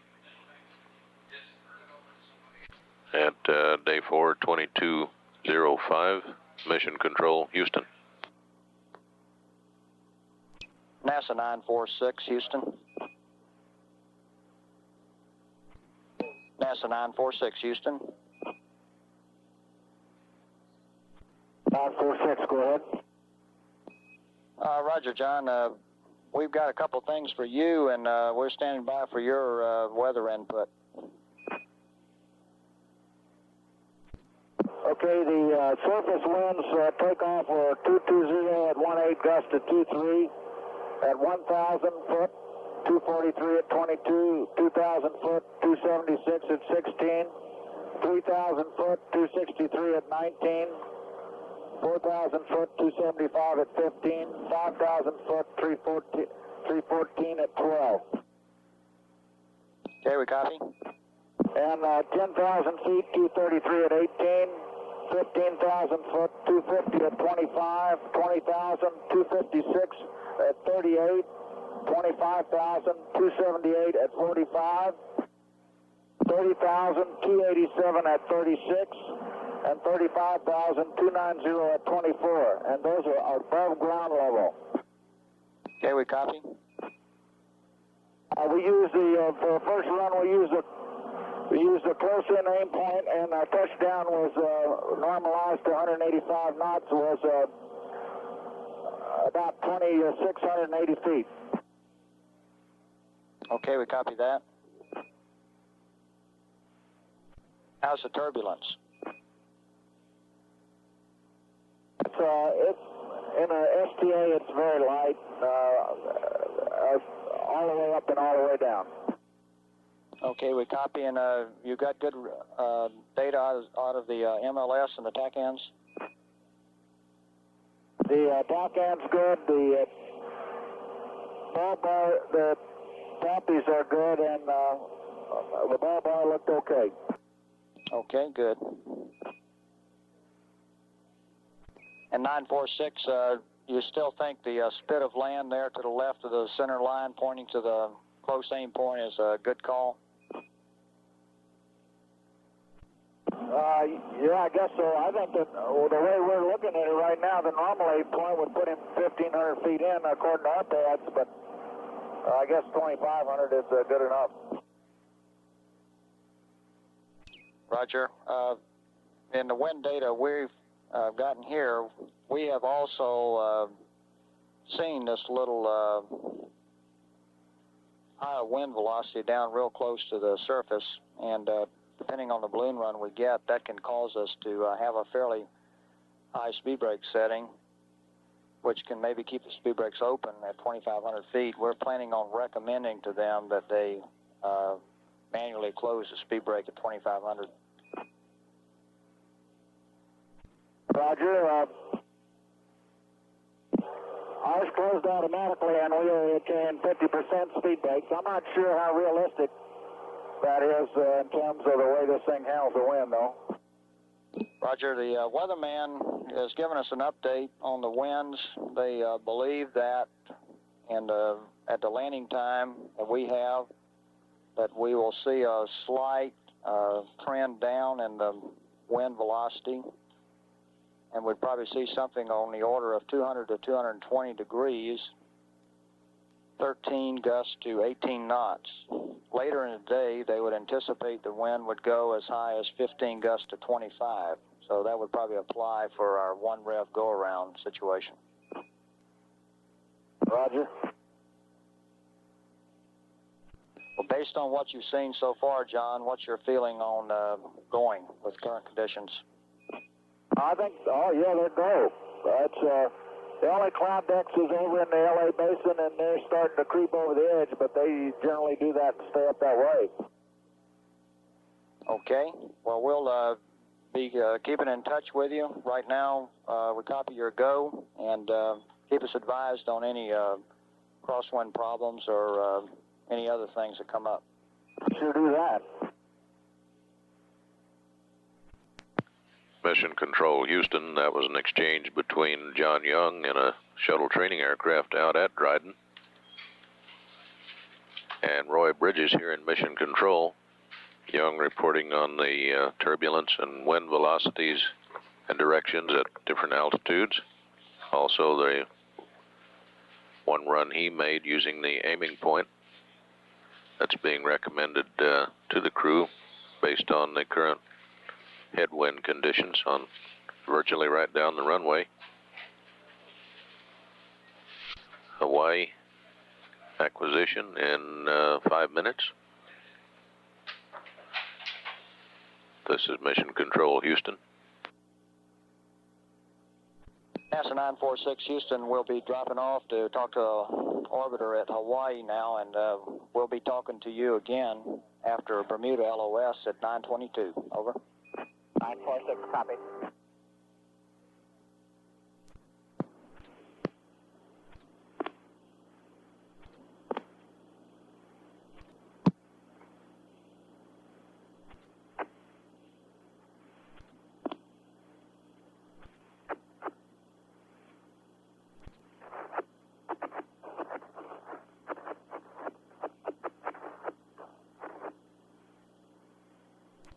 Challenger Houston's with you through Hawaii for 6.5 minutes. Configure AOS. Roger, Houston, regular line clear. How do you read us? You're 5 by and configure AOS. Roger.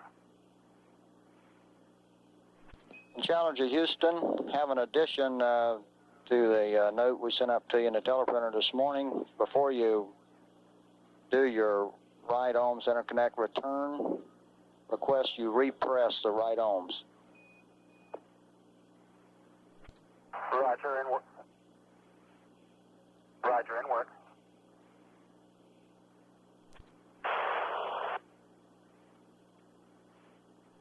The right ohms is pressurized and the pressures are stable. And we copy Challenger, see a good repress, and you'll go to close the helium valves again and do your interconnect return. Roger.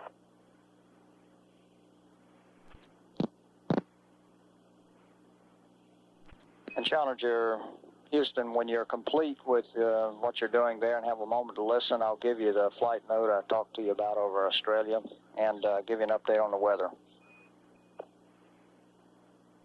Roger, stand by.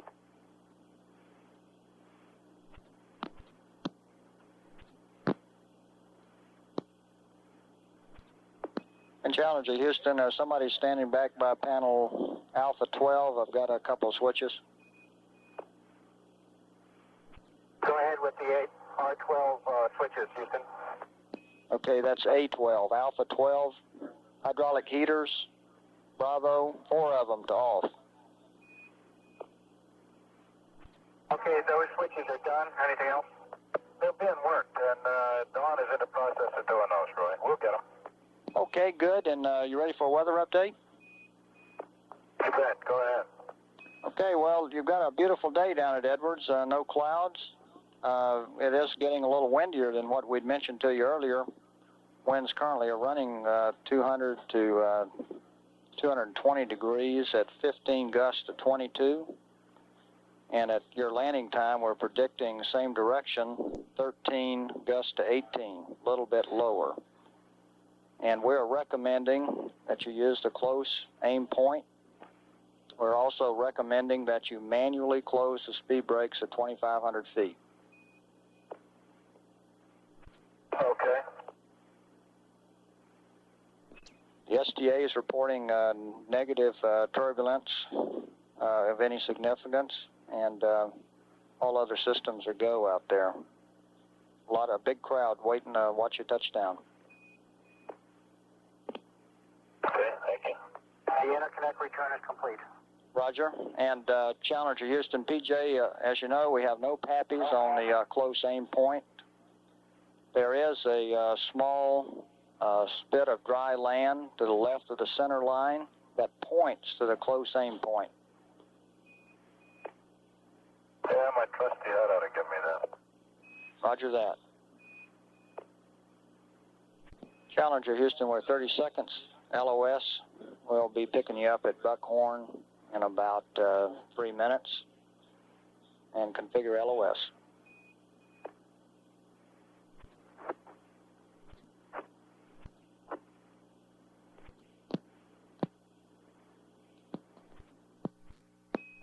Challenger Houston's with you through the States for 19 minutes. Configure AOS.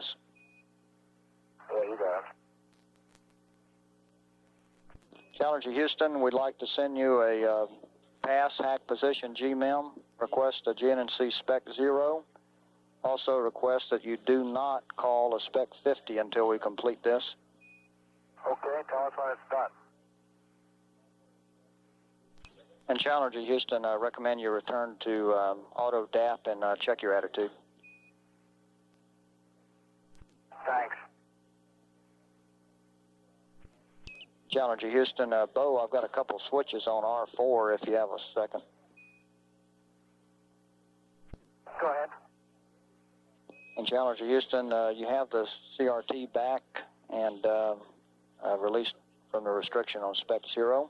And Bo, the switches are MPS manifold press, 2 of them to open, and MPS fill and drain, LH2 inboard to open. Roger, stand by here a second. Request a GNC spec 0. Also request that you do not call a spec 50 until we complete this. Okay, tell us when it's done. And Challenger Houston, I recommend you return to auto DAP and check your attitude. Thanks. Challenger Houston, Bo, I've got a couple switches on R4 if you have a second. Go ahead. And Challenger Houston, you have the CRT back and released from the restriction on spec 0. And Bo, the switches are MPS manifold press, 2 of them to open, and MPS fill and drain, LH2 inboard to open. Roger, stand by here a second. Okay, MPS manifold press, 2 to open, and what was the other one? Let's see, MPS fill and drain, LH2 inboard to open. Houston Challenger, was that other one, the propellant fill and drain, LH2 inboard? Propellant fill and drain, LH2 inboard to open, that's correct. Roger. And Challenger Houston, PJ and Bo would like to talk to you about the flight note on the aft RCS, if I could.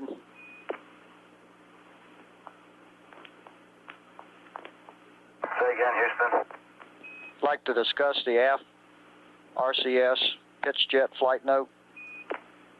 Okay, can we do it quickly? Very quickly. We told you to reselect L1U or L2D if you needed to between EI and Q-bar 20.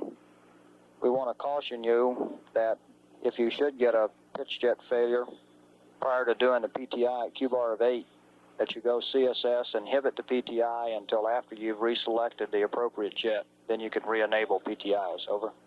Okay, thank you.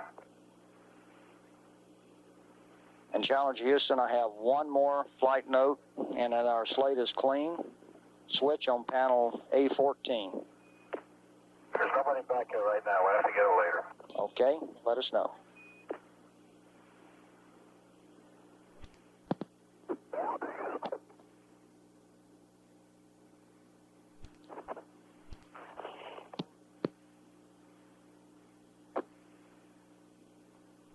Houston, are you there? Roger, we had a short keyhole. You ready for a gimbal check? And we're standing by. Reminder, do not check the left secondary. Okay, but I'm going to check the right secondary.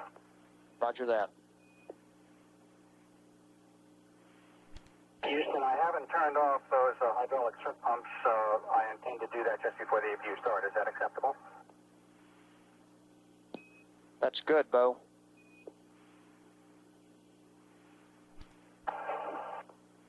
Okay, the APU fuel tank valves are all open, and I have 3 grays, and I'm getting ready to close them. Okay, it looked good, Bo. Good pre-start.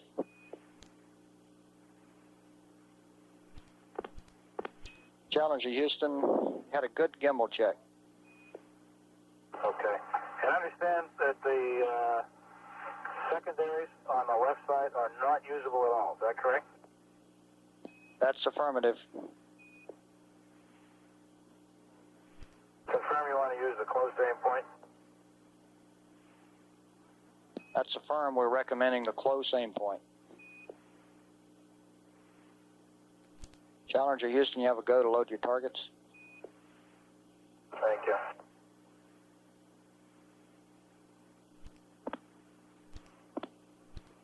Houston, the Owen flying paths are complete. Copy. Burn prep complete. Challenger Houston, we sent you a new vector, and we'd like for you to go ahead now and do another target load on pass and BFS. Okay. Challenger Houston, your onboard solution looks good to us. Oh, I don't know what I'd do if you said something else. We'd all be in trouble. Challenger Houston, we're 15 seconds LOS. We'll see you at the car at 2257. Configure LOS.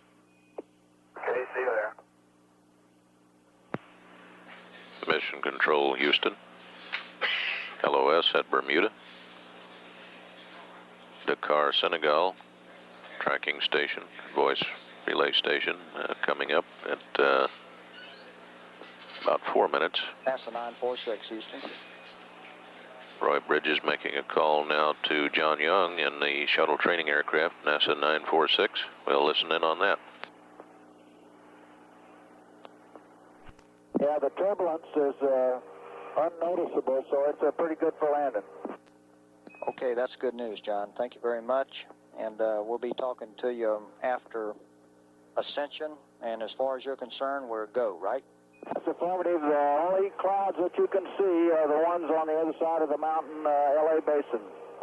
Okay, we got a good TV shot of the field right now. Looks clear as a bell out there. That's beautiful. Thank you very much, and I'll talk to you in, let's see here, about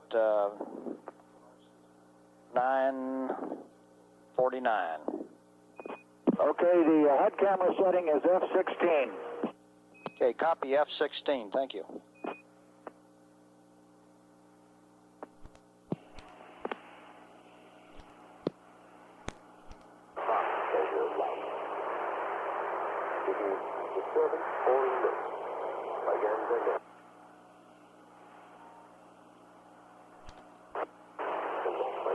Mission Control, Houston. Currently the helicopter out at Dryden Flight Research Facility at Edwards Air Force Base, flying along parallel to runway 22, where Challenger will touch down. Severe clear at the landing site. Dakar about a minute and 10 seconds away from reacquisition. Challenger crew all buttoned up with the all systems ready for landing. And we're some 29 minutes away from ignition of the deorbit burn over the Indian Ocean.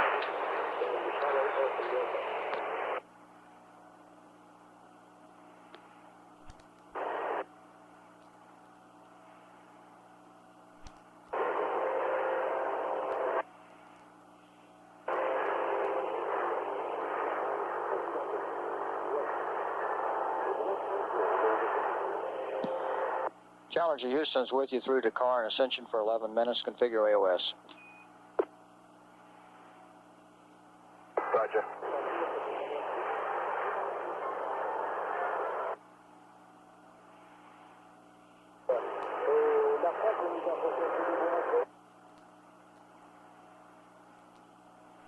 Challenger Houston, the setting for your HUD camera is F-16.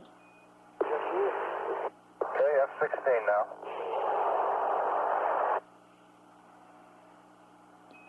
Challenger Houston, PJ, I got a couple of flight notes. Still got a switch on panel Alpha 14.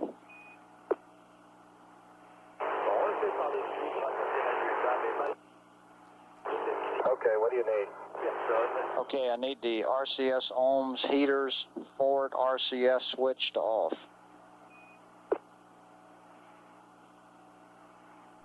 Right. So the forward RCS heaters, you want them all to off? There's just one switch in the upper left corner. Okay, say it again, please. RCS ohms heaters, forward RCS switch, one of them, to off. Okay, we got you. And Challenger Houston, a note, when using the ohms helium pressure versus delta V chart on the XCG calculator, Roger. need to subtract 100 psi from the tank reading and use that value on the chart to get the delta V available. Roger. Flight Director Gary Cohen polling the positions here in Mocher for go for deorbit. Challenger Houston, a reminder, when you close out the WCS on ML31 Charlie, you need the vacuum vent, ISO to close, and the nozzle heater off. Vent doors are going closed. Roger, copy, vent doors closed, and did you copy the WCS closeout notes? Yes, sir, we'll do that when we close it out. Okay, copy, and you have a go for the deorbit burn. Okay, thank you. Going to 302.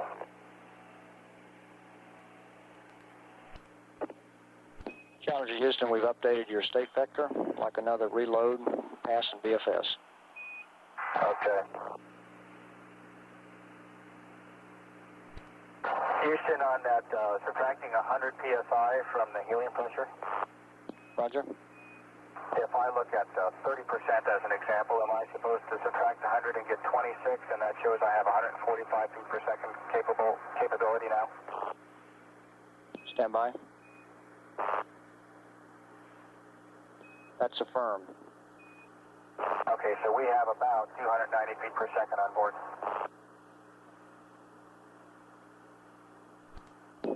That's correct, Bo.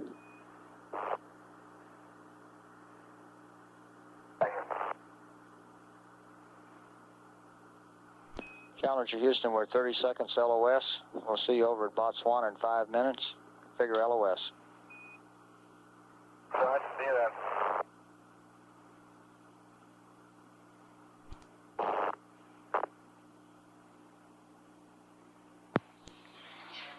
Mission Control Houston, loss of signal at Ascension Island. Coming up in 4 minutes at Botswana Voice Relay Station.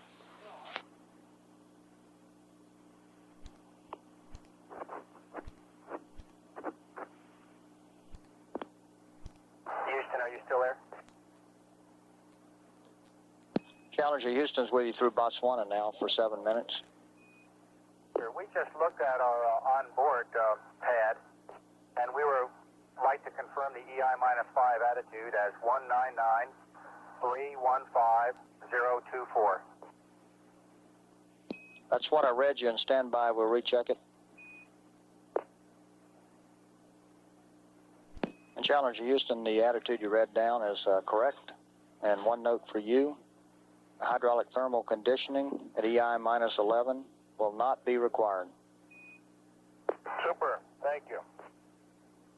And we're standing by. Sure, the reason we asked that was we looked back at the canned pads that are in the checklist and found out they were quite different. Roger, I think most of those other ones were for the next rev.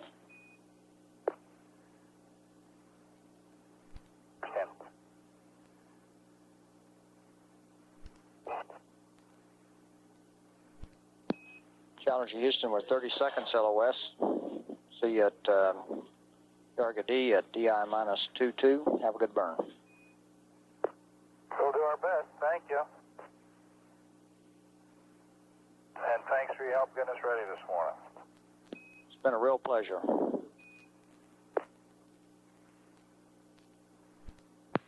Mission Control Houston, loss of signal at Botswana Voice Relay Station.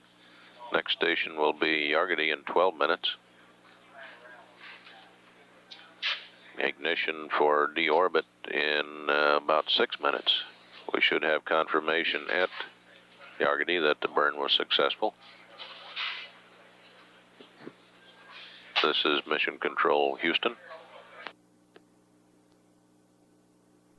NASA 946 Houston. NASA 946 Houston. 946, go ahead. Roger, we sent them over the hill at Botswana. We were past the point of no return. How's everything looking?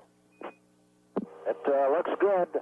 One of my questions was, did they incorporate into the tame guidance the alpha profile that allows you to go to 12 degrees angle of attack? That was supposed to be an eye load at T-minus 50 hours, and the reason I ask that is because turnaround final, we're ending up a little low on energy with the speed brake and automatic, and that will be corrected if that change was put in. Roger, that change was in for girdles. Don't believe it applied to the Ops 305. Stand by, we'll check. Challenger Houston, we confirmed that it is a girdles only high load, and if you're getting low transitions to approach and land out there, low energy, it's probably due to the winds. Okay, well, I don't know. I think just tell them to keep an eye on the speed brake coming around the hack, that's all, so they doesn't dump too much energy on them. Roger, and John, we have not noticed in our runs with the balloon wind so far any problems on energy. Could you give me a feel for where you're getting the transition to approach and land? What altitude? Yeah, right at 10,000. Okay, thank you. Mission Control Houston, coming up on the time of ignition for deorbit burn. Mark, ignition should be underway now aboard Challenger. Touchdown an hour and 12 minutes from now. NASA 946 Houston. John, could you give us a little bit more information on where you think you're getting low on energy, where you're encountering the problem? It's right as you turn on final. I'm going to leave the speed brake in auto this time, just like PJ would, and see what happens. Okay, good. We'll be standing by here for a couple more minutes. We're about 4 minutes till we pick them up at Yargadee. Okay. Electron 1, Electron 3.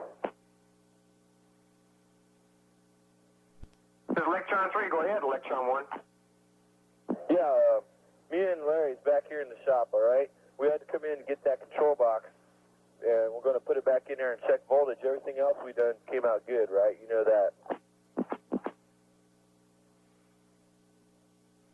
NASA 946 Houston. NASA 946, we're about a minute before acquisition at Australia. We'll be back with you in about 10 minutes. 46, roger.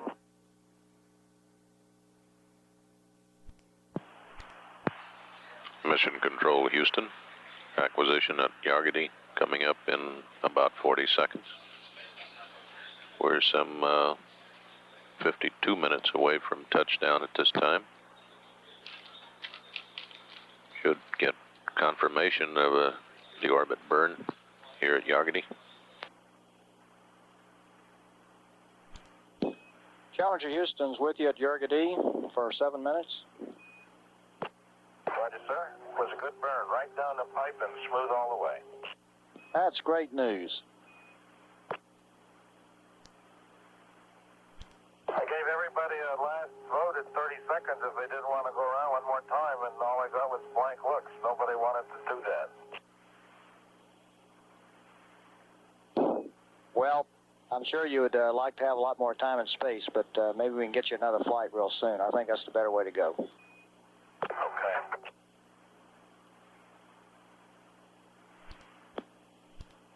Challenger Houston, we're 20 seconds LOS and recheck configured LOS. Looking forward to seeing F Troop coming over the hill at Buckhorn in about 30 minutes. So are we, babe. Mission Control Houston, loss of signal at Yargadee. There's an outside possibility we may get some data and perhaps voice on the Hawaii pass, since the spacecraft ground track takes it almost directly over that station. That remains to be seen. Some 42 minutes until touchdown. Entry interface in 13 minutes 10 seconds, which will be day 4, 23:53:27. Challenger on its way back after 5 days in space on its maiden flight.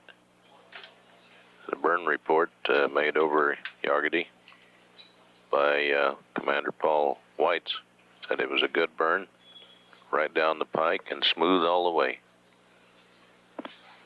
He found no takers on his offer to go around one more time. This is Mission Control, day 4, 23:41.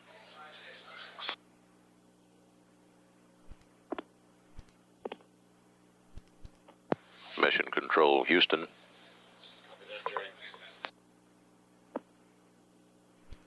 Mission Control Houston. The convoy for safing and deservicing the spacecraft is in position to move on out to the runway after landing. Some 100,000 people are estimated to be at Edwards to view the landing. And TV Chase aircraft, a T-38, is taxiing into position for takeoff at Edwards. We're some 40 minutes now away from touchdown of Challenger.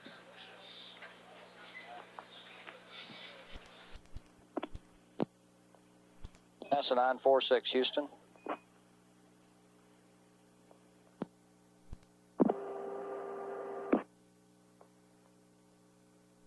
Nine 46, go ahead. Roger, John. They had a good burn. They're headed your way in good shape. Okay, we made another run, and I'm convinced that's just the way we're set up here. That. Okay, so the energy's looking fine now. Yes. Thanks a lot. That makes us feel a lot better. Me too. And 946, I'll be off the air for just a moment to do a convoy UHF check, then we'll be back with you and be standing by. Roger. Convoy Commander, Houston on UHF, how do you read? Houston Flight, this is Convoy Commander on UHF. Read you loud and clear, how me? Convoy Houston, you're also 5 by. Chase Houston, radio check, how do you read? Chase, read you loud and clear, Houston. Roger, and you're 5 by. Chase, copy. Mission Control Houston, coming up on predicted time of entry interface, that is when the spacecraft comes into the sensible atmosphere at approximately 400,000 feet.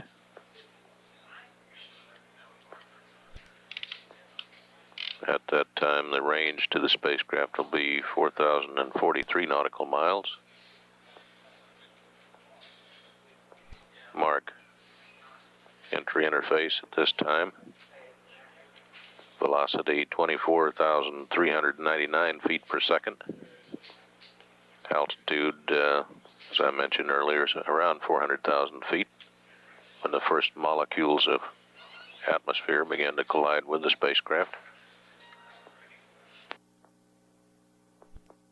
4 minutes away from acquisition at Hawaii. That is, if the S-band can punch through the ionized layer of atmosphere around the spacecraft. Touchdown now 29 minutes away.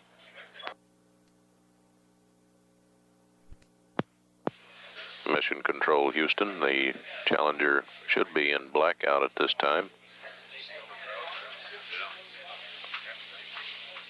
Blackout began at about 3,447 nautical miles uprange from Edwards, at an altitude of 335,570 feet. 26 minutes away now from predicted touchdown. NASA 946 and Chase will be going off frequency for a moment and monitoring as the orbiter goes over Hawaii. We'll be back with you in about 10 minutes. 46, Roger. Chase, 1 copy. This current blackout period is predicted to run until 10 and a half minutes past the hour, or past day 50 hours in mission elapsed time, for about another 11 minutes. Velocity now down to 23,330 feet per second. Range to the runway 2345 nautical.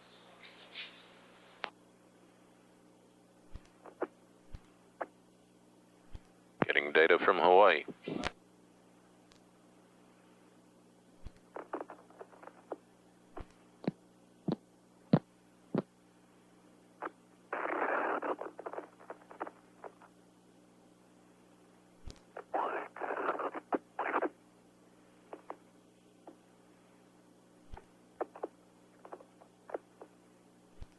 Range 2,000 nautical miles from touchdown.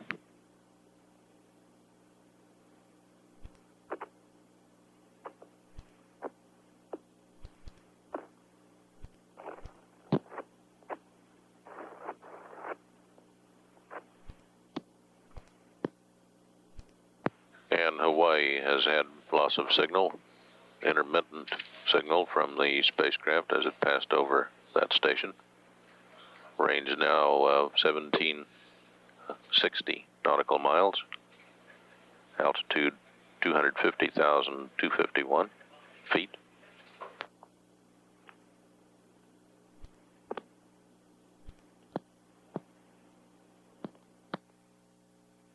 NASA 946, Houston's back with you. NASA 946. Houston's with you again.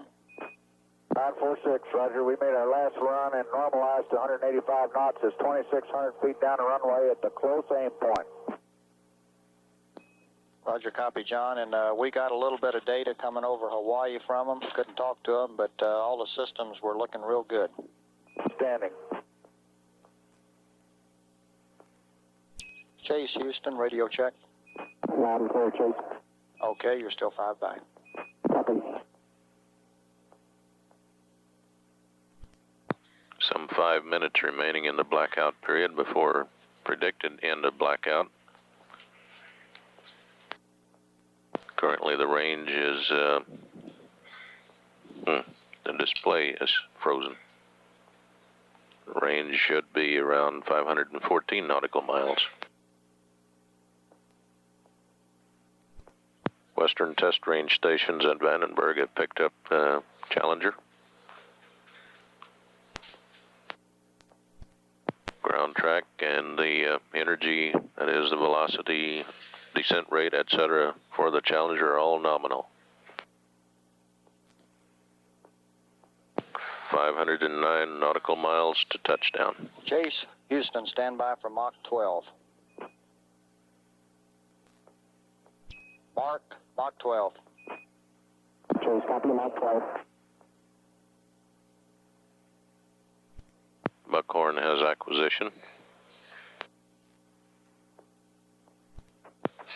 415 nautical miles uprange from Edwards. Altitude 168,516 feet. Challenger, Houston's with you through Buckhorn. Configure AOS. Right down, right here. Okay, you're looking real good. Your energy and ground track are right on.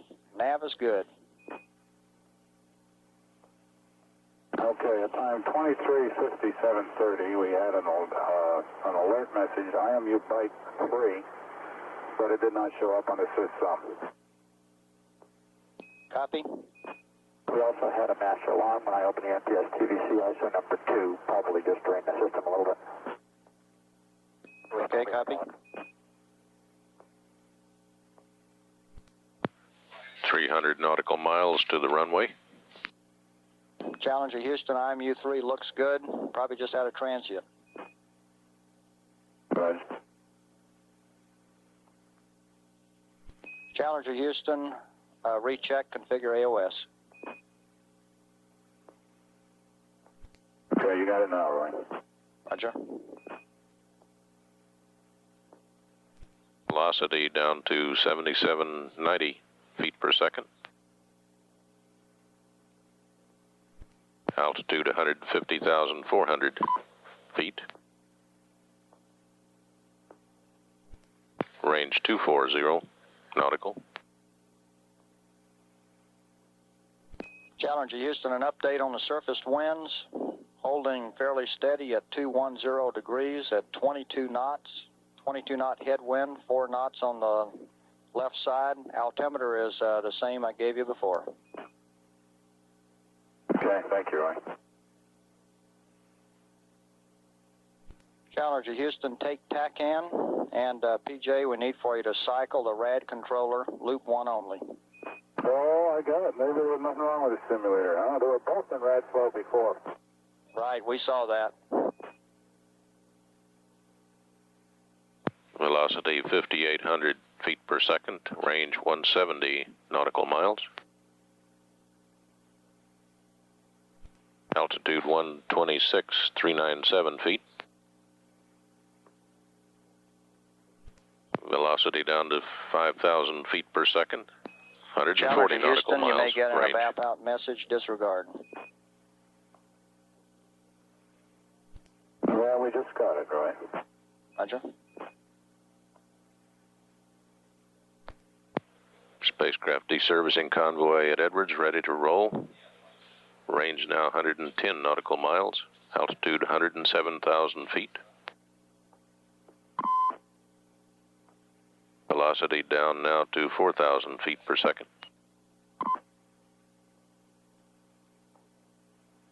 Challenger Houston, take air data to GNC only.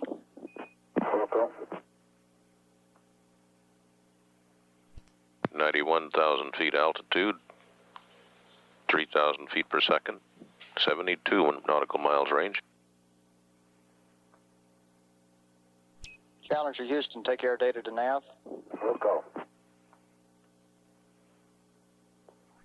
Altitude 78,000 feet, 2,100 feet per second, 52 nautical miles.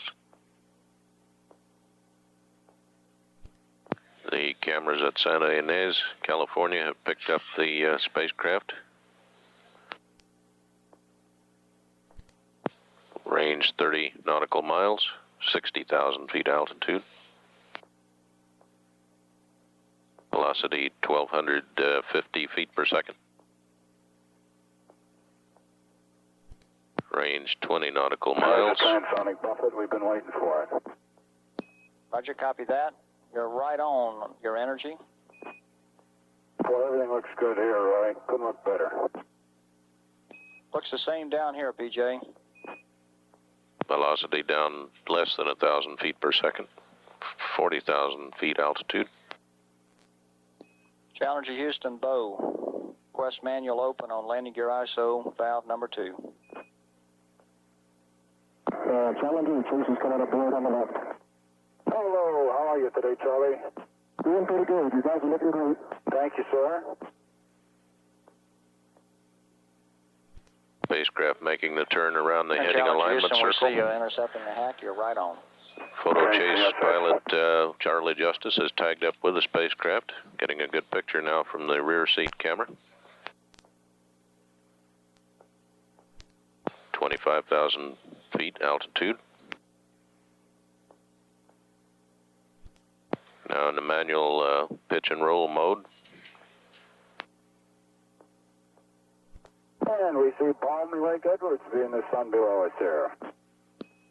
Sir, probably a lot of sailboats out there today. 9 miles from touchdown. We got the HUD camera on. That's great. Final wind update, 220, right down the runway at 18 knots. Okay, verify you still want the close aim point. That's affirmed. 14,000 feet altitude.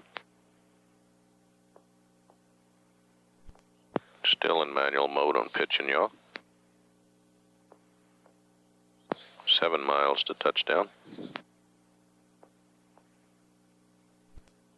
10,000 feet. We mark the unofficial touchdown time at 5 days, 0 hours, 23 minutes, 42 seconds.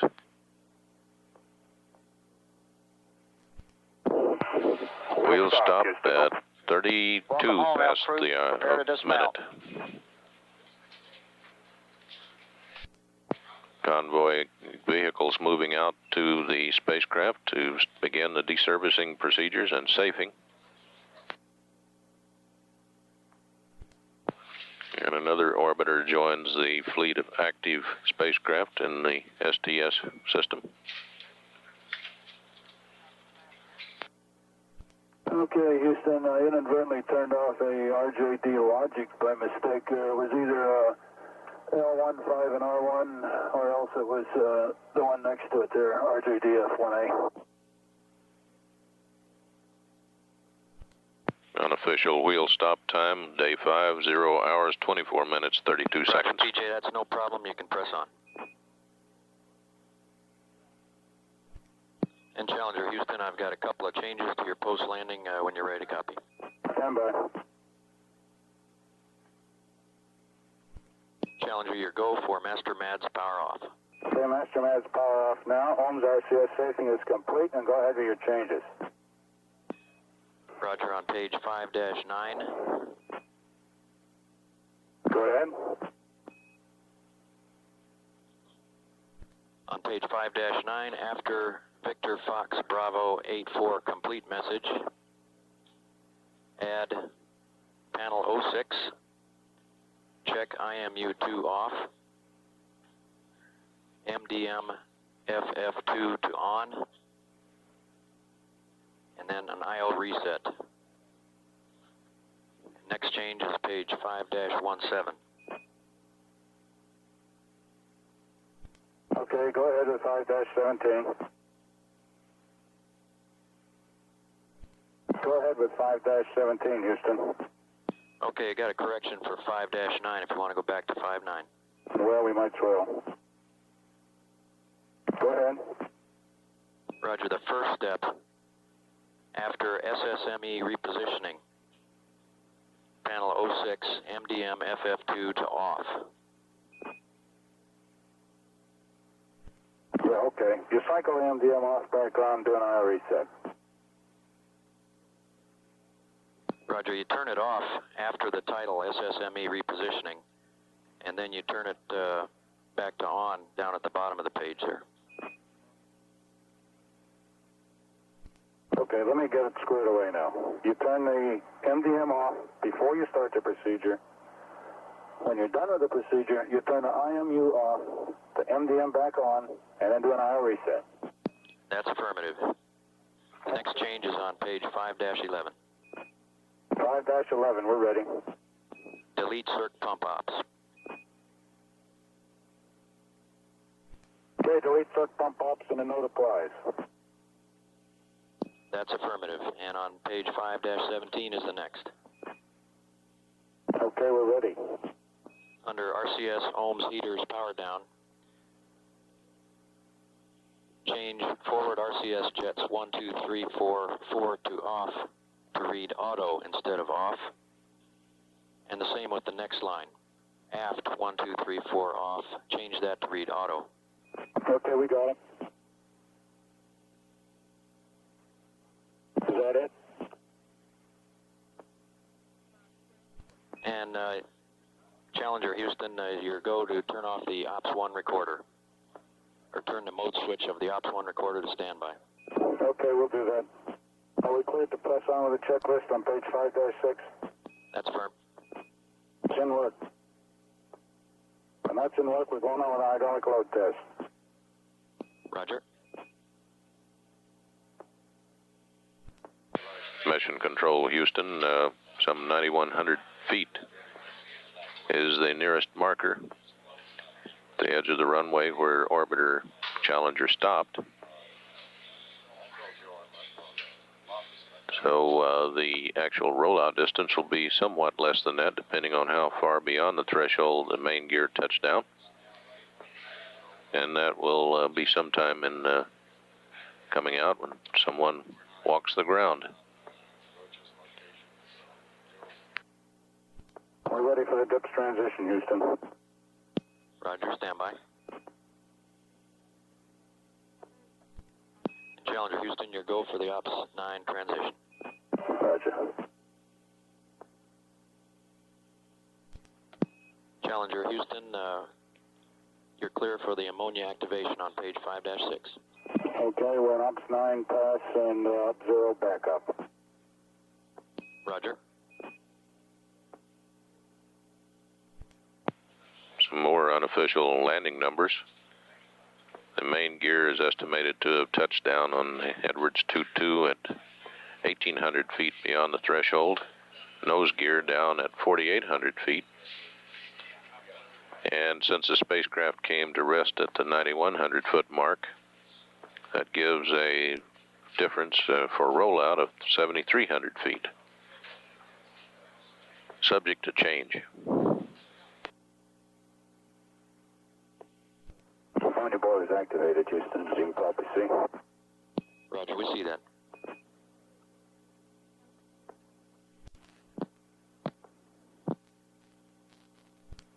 Ground crew dressed in protective clothing, surrounding the orbiter, attaching various support cards, deservicing equipment. Okay, main engine repositioning is complete. Pressing on to APU hydraulic shutdown. Roger.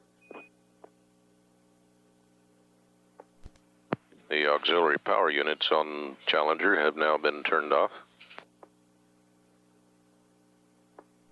Okay, ready, shut down GPCs 2, 3, and 4. Roger. Challenger crew currently powering down the general purpose computers in the spacecraft.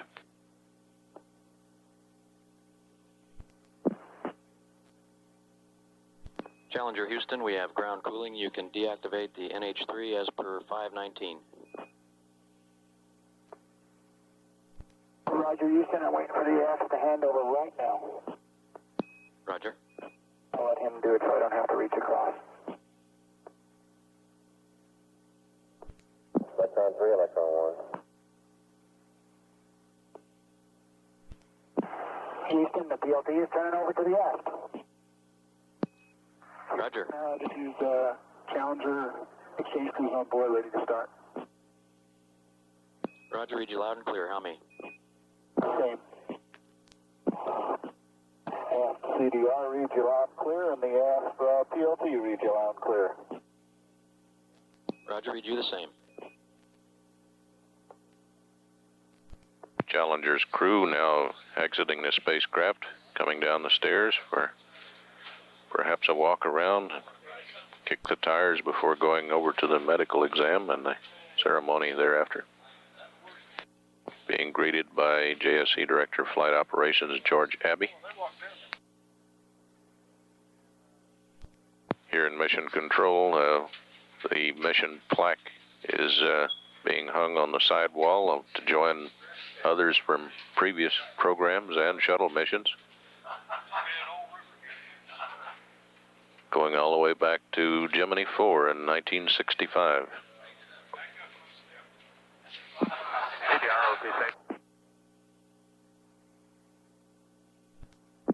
CDR OTC.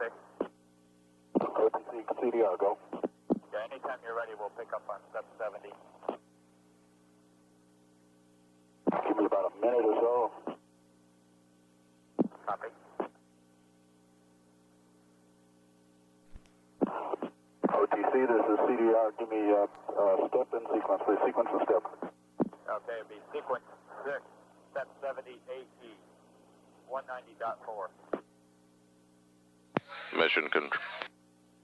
And CDR OTC, we'd like to get the Mission Control Houston, it's reported from Dryden that there are absolutely zero leaks in any of the spacecraft systems, as reported by the ground service crew connecting up the various deservicing trucks. Okay. Okay, CDR OTC, was that the ammonia system off at this time? Stand by. We're getting our books together right now.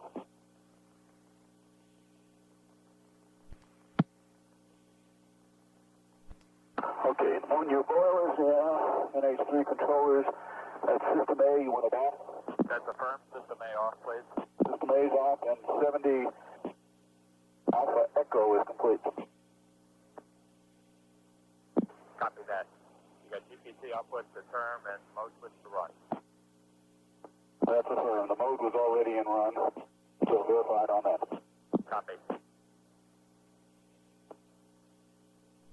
Okay, CDR OTC, I'm going to pick up on 122, sequence 37.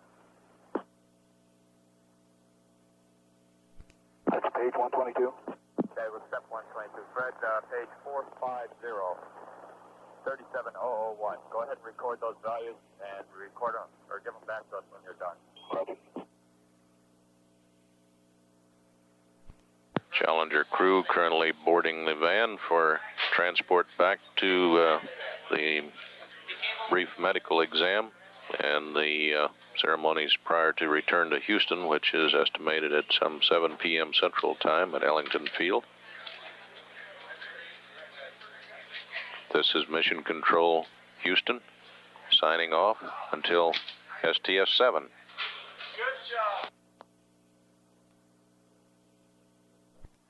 CDR OTC. Fred, would you check on the evap out temps, please?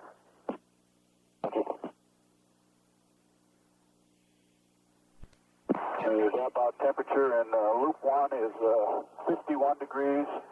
Loop 2 is the same. Copy that. Thank you. They're good. CDR OTC. Go ahead, sir. Hey, Fred, we got to take the OP2 recorder to standby if it's not already there. We got indications that we're still running. Roger, the panel. Set A1, A3 for ops recorder. A1, A3, Roger. Okay, I'm showing right now Ops 1 recorder in standby, and Ops 2 recorder in record. Okay, can we go to standby on that, please? Standby. Got a mode above the pole. Okay, Fred, that's good on the ops recorders. Now let's pick up sequence 37 again, and you can give us those values. Okay, are you ready? Ready. Okay, step 1, H2 pressure. Number 1, 206. Number 2, 204. Number 3, 203. Number 4, 144 low. O2 press. Number 1, 810. Number 2, 816. Number 3, 809. Number 4, 514 low. APU fuel quantity. Number 1, 34. Number 2, 42. Number 3, 44. Air base and delta pressure. Number 1, 3.07. 2, 3.46. 3, 4.12 high. Up barrel. Hydraulic quantity. Number 1, 67. Number 2, 79. Number 3, 63. Thermal control, H2 pump. Number 1, 21. Number 2, 61.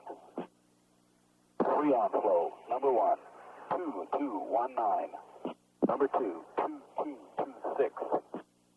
Evaporator temperature. Number 1, 51. Number 2, 51. That agrees with the gauge. Step number 2. STS prop pressures. Left, oxidizer, 265. Fuel, 265. Forward, 270 on the oxidizer, 270 on the fuel. Right, oxidizer 265 and fuel is 270. Copy, thank you. Okay, now we're going to pick up sequence 20, the MPS initialization. Roger, 20.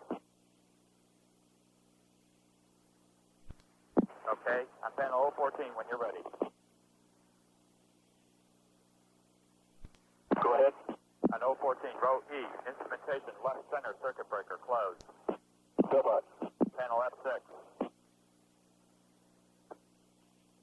Go ahead. Instrument power to FLT MPS. Roger, that's the CDR side, right? Could be. Okay, flight MPS. Okay, on panel F7. Go ahead. MPS helium tank, reg switch to tank, and read me off the pressures, please. Roger, stand by. Sorry, it took me a moment. It was covered by a cue card. Copy that. You got the MPS helium tank pressures? Right, just in tank, stand by a minute. Okay, okay, it looks like pneumatic is 500. Does that number sound right? Fred, we're going to have to check with KSE, but give me your values and we'll compare them with KSE's. Okay, I've never seen this gauge before. It's got 2 sets of numbers on it. And I could be reading the reg. Okay, let's go. Pneumatic, 500. Left, 600. Center, 550. Right, 500. Okay, let's stand by. We'll check with KSE. CDR OTC. Go ahead. Yeah, looks like your readings were good. On panel R2 now, picking up on step 6. Roger. Helium isolation A, left center and right switch closed. Helium isolation B, left center, right switch closed. Okay, complete. Okay, pneumatic left engine helium crossover closed. Complete. Helium, pneumatic helium ISO switch is open. Helium interconnect, left, right, left, center, and right. Enclosed, out open. Copy, thank you. We'll check back with, on panel R4 now. Picking up on step 7. 124. Step 07 complete. Copy. We'll pick up on 8 and 9 at this time.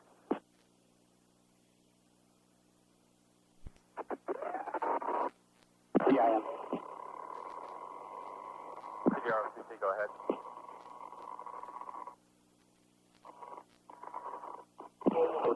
OTC, this is CDR, go. Yeah, we just verified step 8. Roger.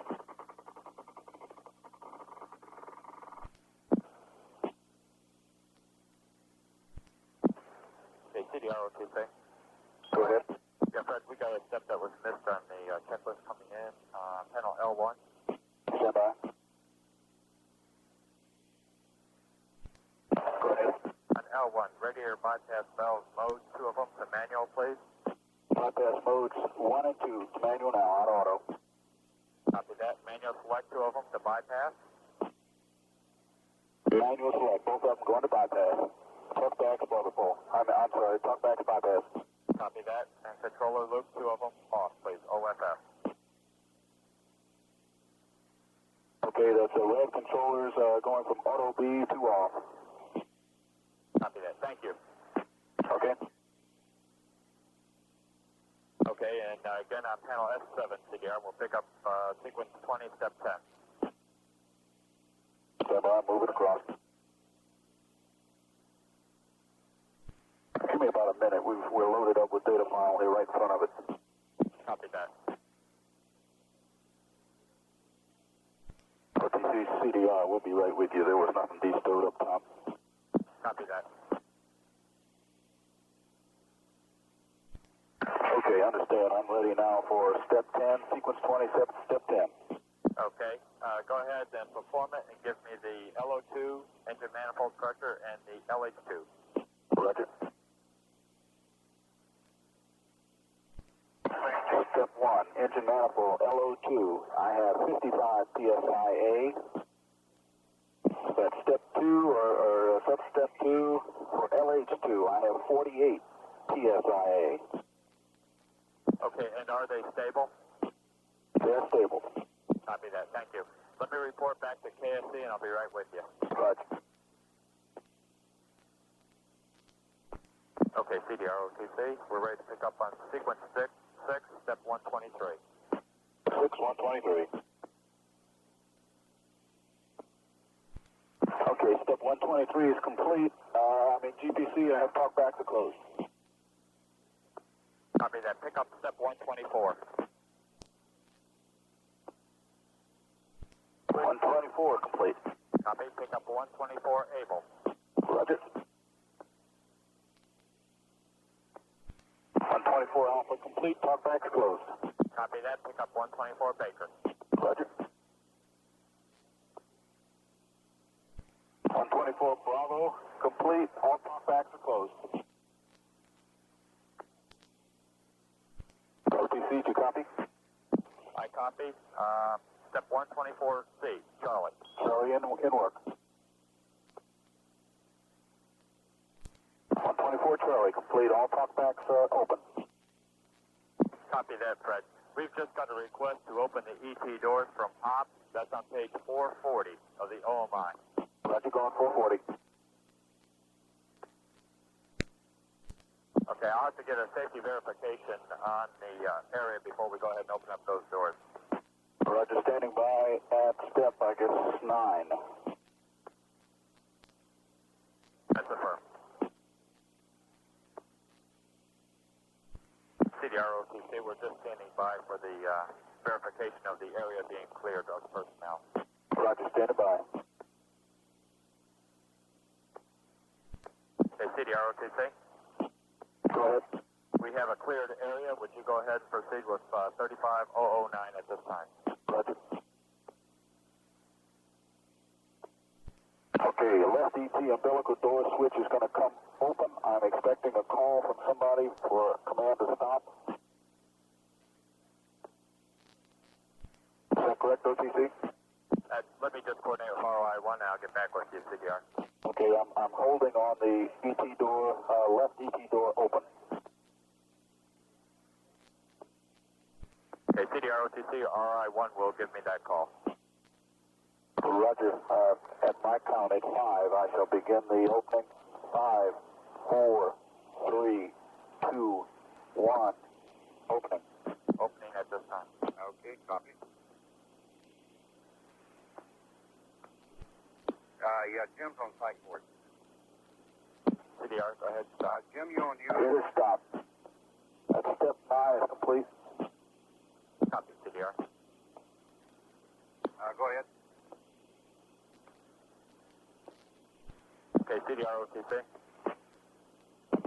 Go ahead. Okay, let's go to pick up step 11 at this time. Step 11 Again on your count. Okay, the latch is released on the right, and I'll stand by for the right ET umbilical door command.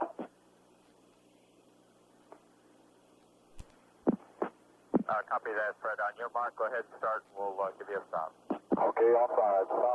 5, 4, 3, 2, 1. In work.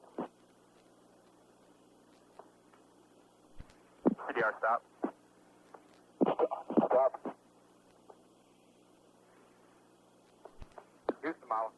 Okay, CDR OTC, good job, Fred. They're both open, 90 degrees. Roger, you want step 13, right? That's right. Would you go ahead and put 13 in work? Roger, 13 is complete. Copy that. Thank you.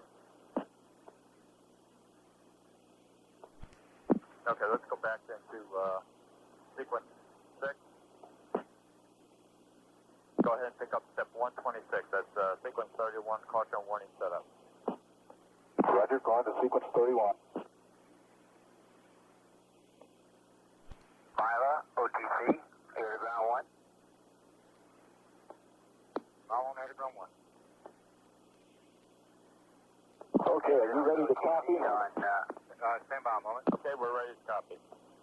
004, 009, 015, 019, 025, 029, 035, 039, 049, 059, 077, 080, 087, 099, 101, 107, 109, 117, 119. Copy. The first number in the list was 009, correct? Okay, the first number was 004, the next one was 009. Okay, I just missed the 004. I've got it now. Thank you. Okay, yeah, CDR, you go ahead and pick up step 2 at this time. Okay, going to step 2. Stand by OTC for 1 second. Copy. Step 2 complete. Okay, we have a note, caution warning, master alarm will occur in the following steps. Go ahead and pick up step 3. Roger. 3 complete. Verify caution 1. Copy, go ahead and pick up 4. 4 complete. Okay, we'll pick up step 5. Okay, I have cabin atmosphere, H2 press, Ohms kit, MTS, hydraulic pressure. That's only 5. Okay, I only got 4, Fred. Could you repeat them, please? Okay, starting again. Cabin atmosphere, H2 press, Ohms kit, MTS, hydraulic press. Copy that. Okay, step 6 will be a not performed then. And pick up step 7. Roger, stand by. Are you ready to record on the parameter status strip? I'm ready to record. Go ahead. 004, 009, 019, 029, 039, 049, 059, 077, 080, 087, 099, 109, 119. Copy. Pick up step 8, please. Okay, inward. That looks right now, thanks. Come back, CDR. Oh, was I broadcasting? I'm ready to copy those down. Oh, you're on step 8. Did I broadcast that? I'm sorry, Fred, I didn't copy you at all. There's too much noise in here. Roger. I just finished step 8. Did you read it? Can you read the numbers off that you got there, and we'll see if they compare to those in step 7? Okay, I didn't think I broadcast. I think I pushed the wrong side of the button. Okay, I've cleared, and now I'm reading. 004, 009, 019, 029, 039, 049, 059, 077, 080, 087, 099, 109, and 119. Okay, that's good. They match up perfectly. Okay, pick up step 9. Roger, going to 120. Copy, and that completes our caution warning steps. We'll go back into the control sequence. Roger. CDR OTC. Go ahead. Okay, step 129 when you're ready. Inward. CDR, this is NCC on air to ground. Go ahead, go ahead. Okay, so we're ready to close the hatch at this time if you're ready. I'm ready up here. I think I've got everything bestowed. And let me check with Jim. CL3's ready to working. Wait a minute. Okay, hey Jim, here's an almond bar. Almond crunch. Have you shipped that out?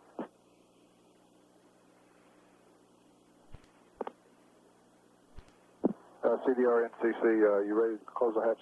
Step by one.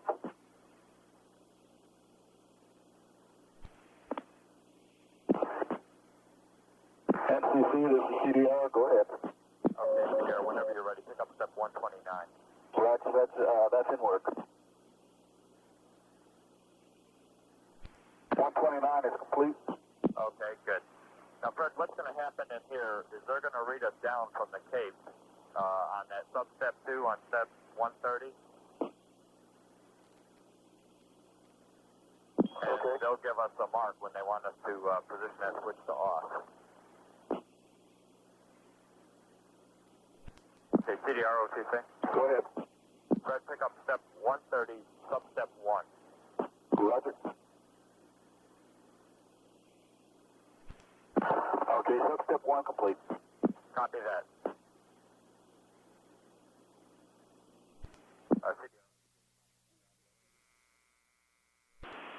Complete.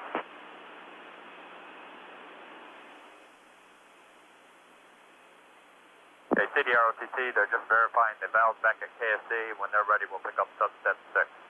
Roger.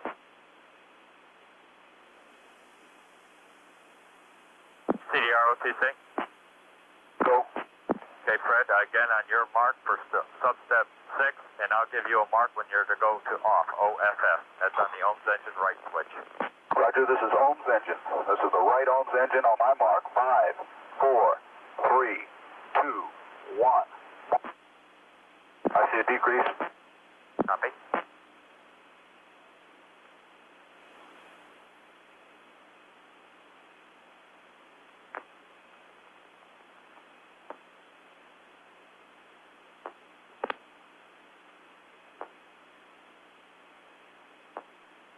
To 500.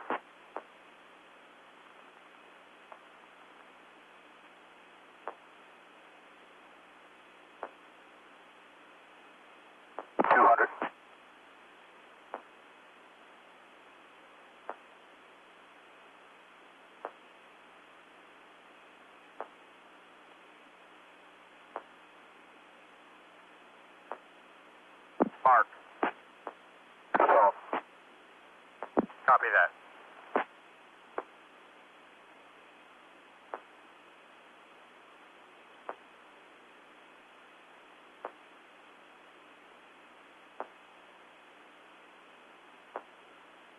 Okay, CDR OTC.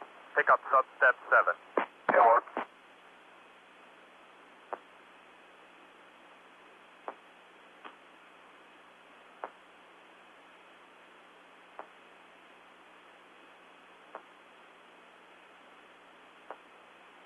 Complete. Substep 8. Can work.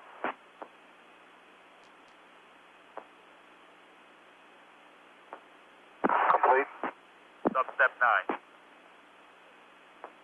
Can work.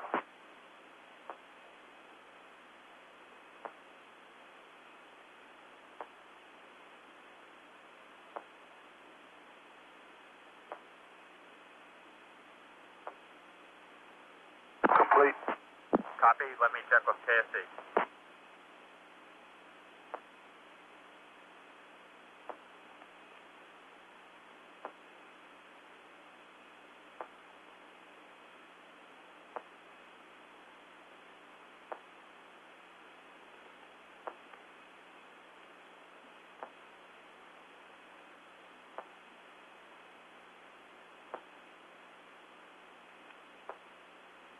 Okay, CDR-OTC, we're looking real good on that step. Let's go ahead and pick up 131. Okay, it's in work. We're going to switch to helium. Complete. Copy, Fred. Go ahead and pick up step 132, and just be advised, substep 4, substep 8 will be not performed. 4 and 8 not performed, roger.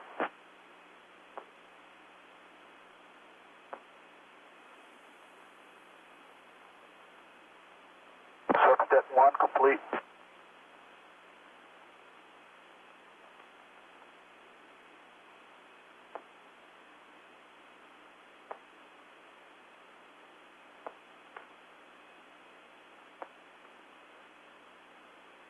CDR-OTC, I'm sorry, I didn't copy. At substep 1 complete, in the midst of 2 now. Copy, thank you.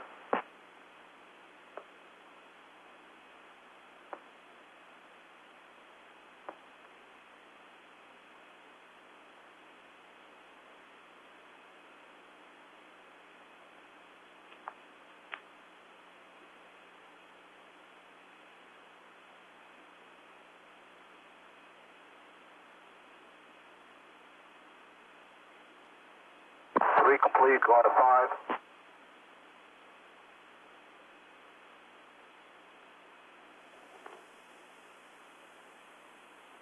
Five complete.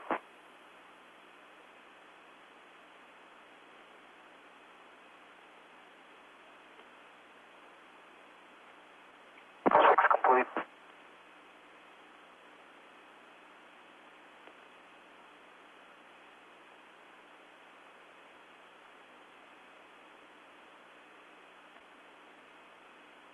Seven complete, going to 9.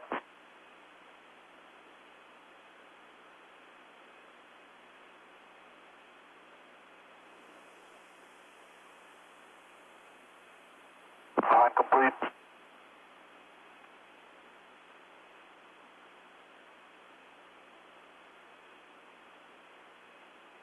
Ten complete.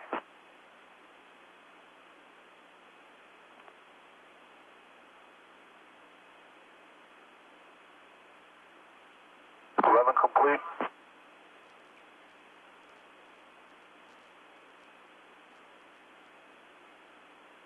12 complete. Copy, CDR. Fred, let's do a status. Are the AC bus sensors in auto trip? Stand by, let me look. All three of them auto trip. Okay, then we will not perform step 133, 134.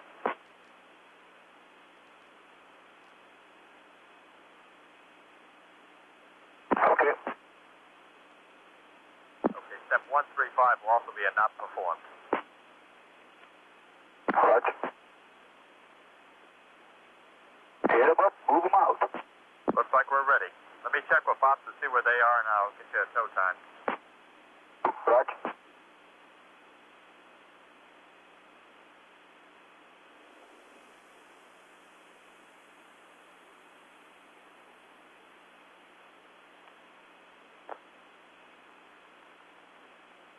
Okay, CDR-026. Cool. Okay, it's about 5 minutes, they'll be ready to start towing, Fred. And you can select the antenna that's best for you for comm. That's step 172. Roger, 172. You might have to change during the tow, so let's go ahead and we'll leave that step open. And why don't you pick up 173 at this time? Okay, yeah, the comm is still good on this one. We'll go 173, okay.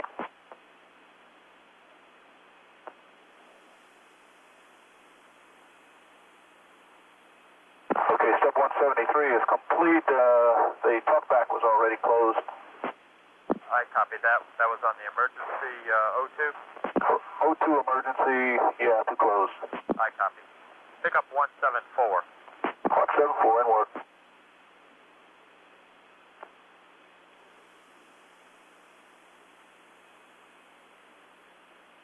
That's complete. Copy 175. In work.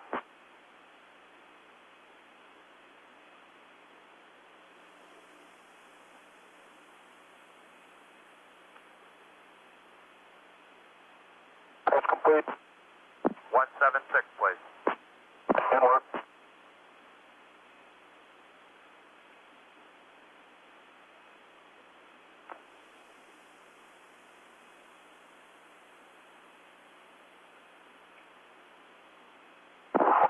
Complete.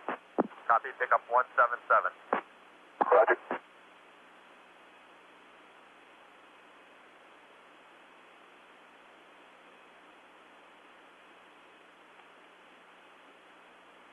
Is there a rush on that?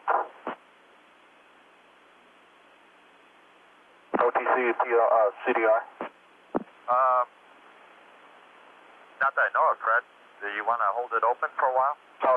We've got one more microbial sample, and then Jim can go do that step downstairs. Okay, let's hold it open until he's ready to do it then. Just let me know. Okay, it'll be 2 minutes to 3 minutes.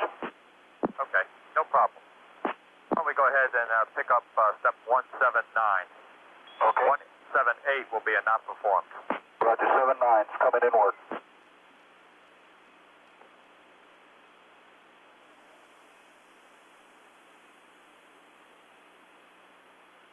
CDR-OTC, just information, they're getting ready to start tow. Roger, we're ready.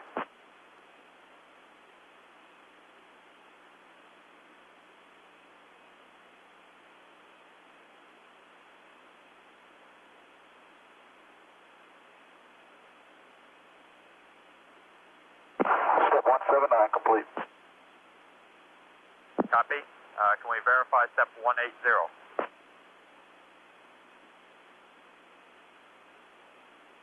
Okay, both are closed. That's verified.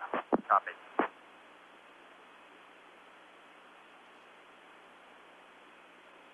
Okay, Fred, the next 3 steps are repeatable. We'll go through this one time. Go ahead, Baseline, we're ready for the we'll acceleration. hold them open should we need to repeat them. So go ahead and pick up 181, 182, 183, and give me the data for run 1 on step 182. Okay, I guess somebody else gives you that. Is that correct?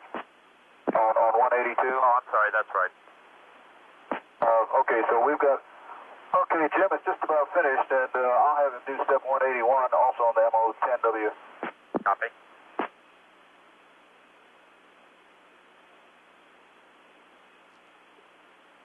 Give us about another minute or two.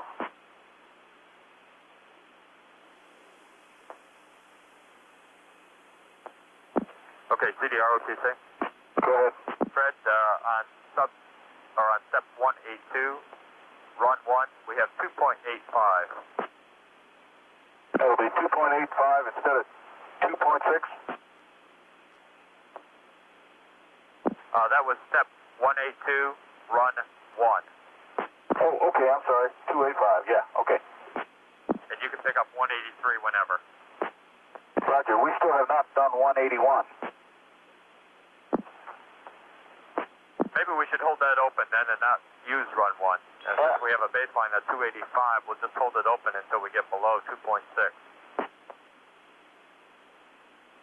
Okay, Jim's downstairs now, and he's going to do 177, which is still open, and 181.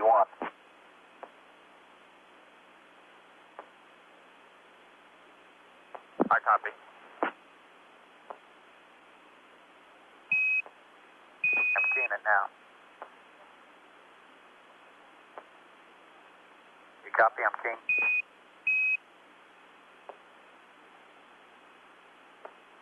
Test 1. Whoever's testing, please get off the line.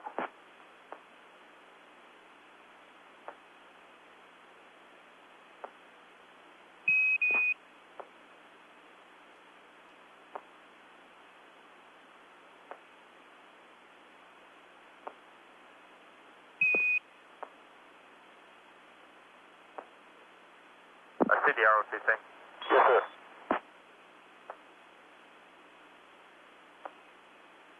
This MO10W, is that underneath the floor?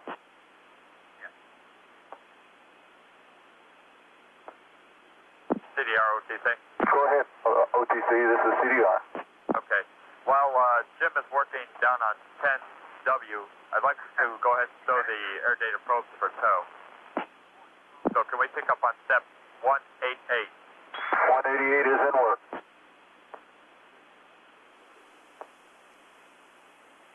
Step is complete. Somebody's got an open mic on this thing.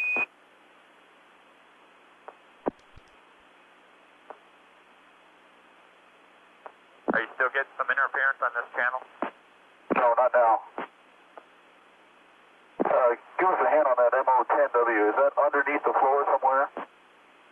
I believe it's in the waste management area up on the ceiling or somewhere around it. Oh, sure, yeah. Tell me yes.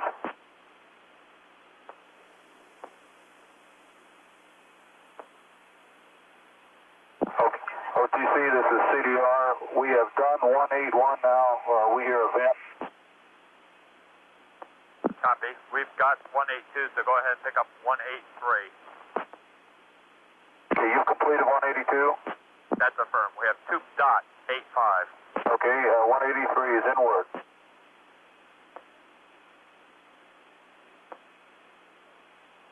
It's closed. Copy. Go ahead and pick up 184 at this time. 184, roger.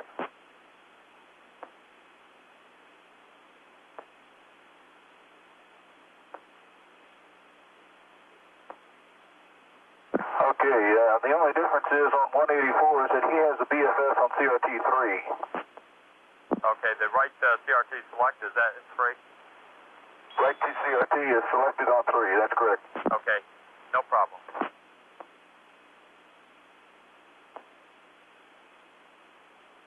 Do you want to go ahead with 185? Okay, go ahead, pick up 185, that'll be on CRT 3 again. Roger.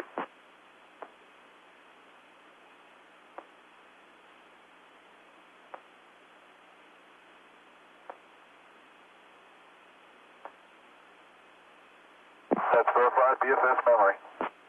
Copy. Now I have a div to step 186. Go ahead. The item entry is item 9 plus 09A2D plus 3C00. And then down below that it's item 11 plus 09A2E plus 3C00. Roger. Okay, go ahead and pick up step 186. That's in work.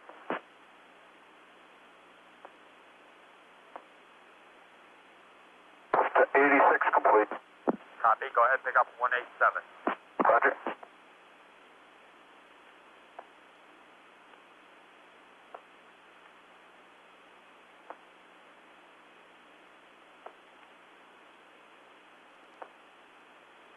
Verified.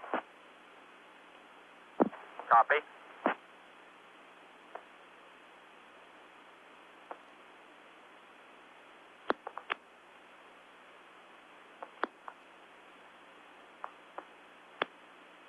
Okay, Okay, CDR OTC, go ahead, pick up 189. Okay, 189 now. Let's see, you want 2 plus 3 or do you want, I guess 3 plus 1 since we're working CRT 3.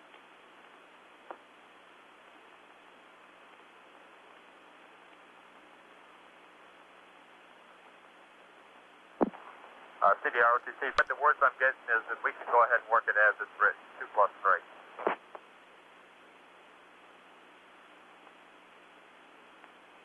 Okay, OTC, CDR, I think you want 3 plus 1 there instead of 2 plus 3 since BFS is on 3.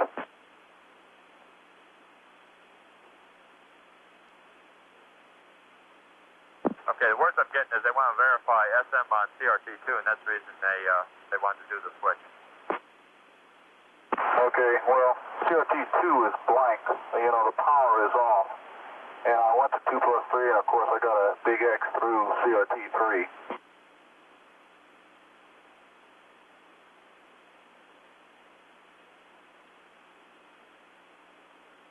Okay, Fred, dumb 3 plus 1. 3 plus 1 is there.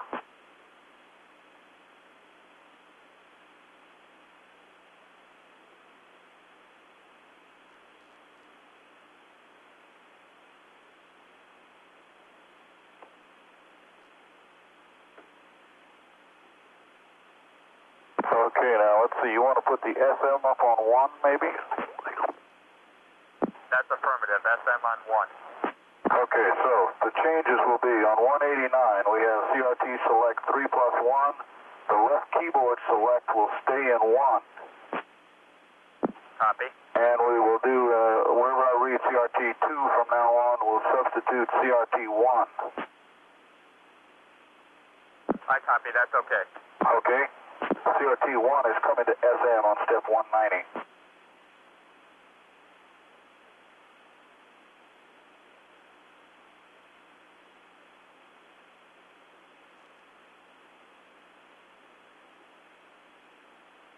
Okay, let's see. CRT1 major function switches and SM verify CRT1 is on. That's verified. Okay, BFC CRT display switch is on, and that has been on all along. I copy. How about the hydraulic system temperatures?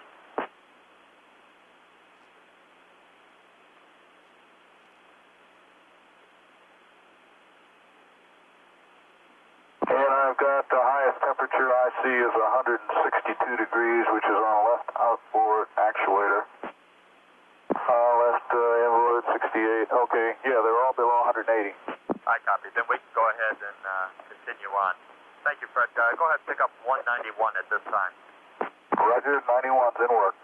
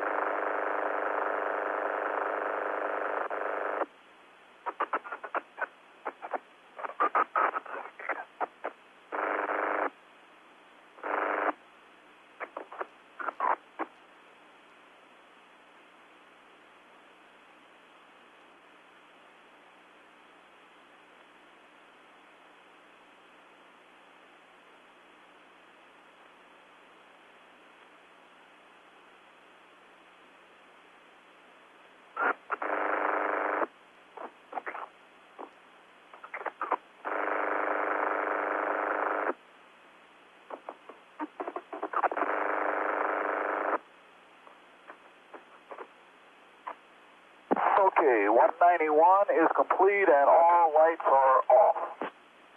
Copy that. 192, please. Roger.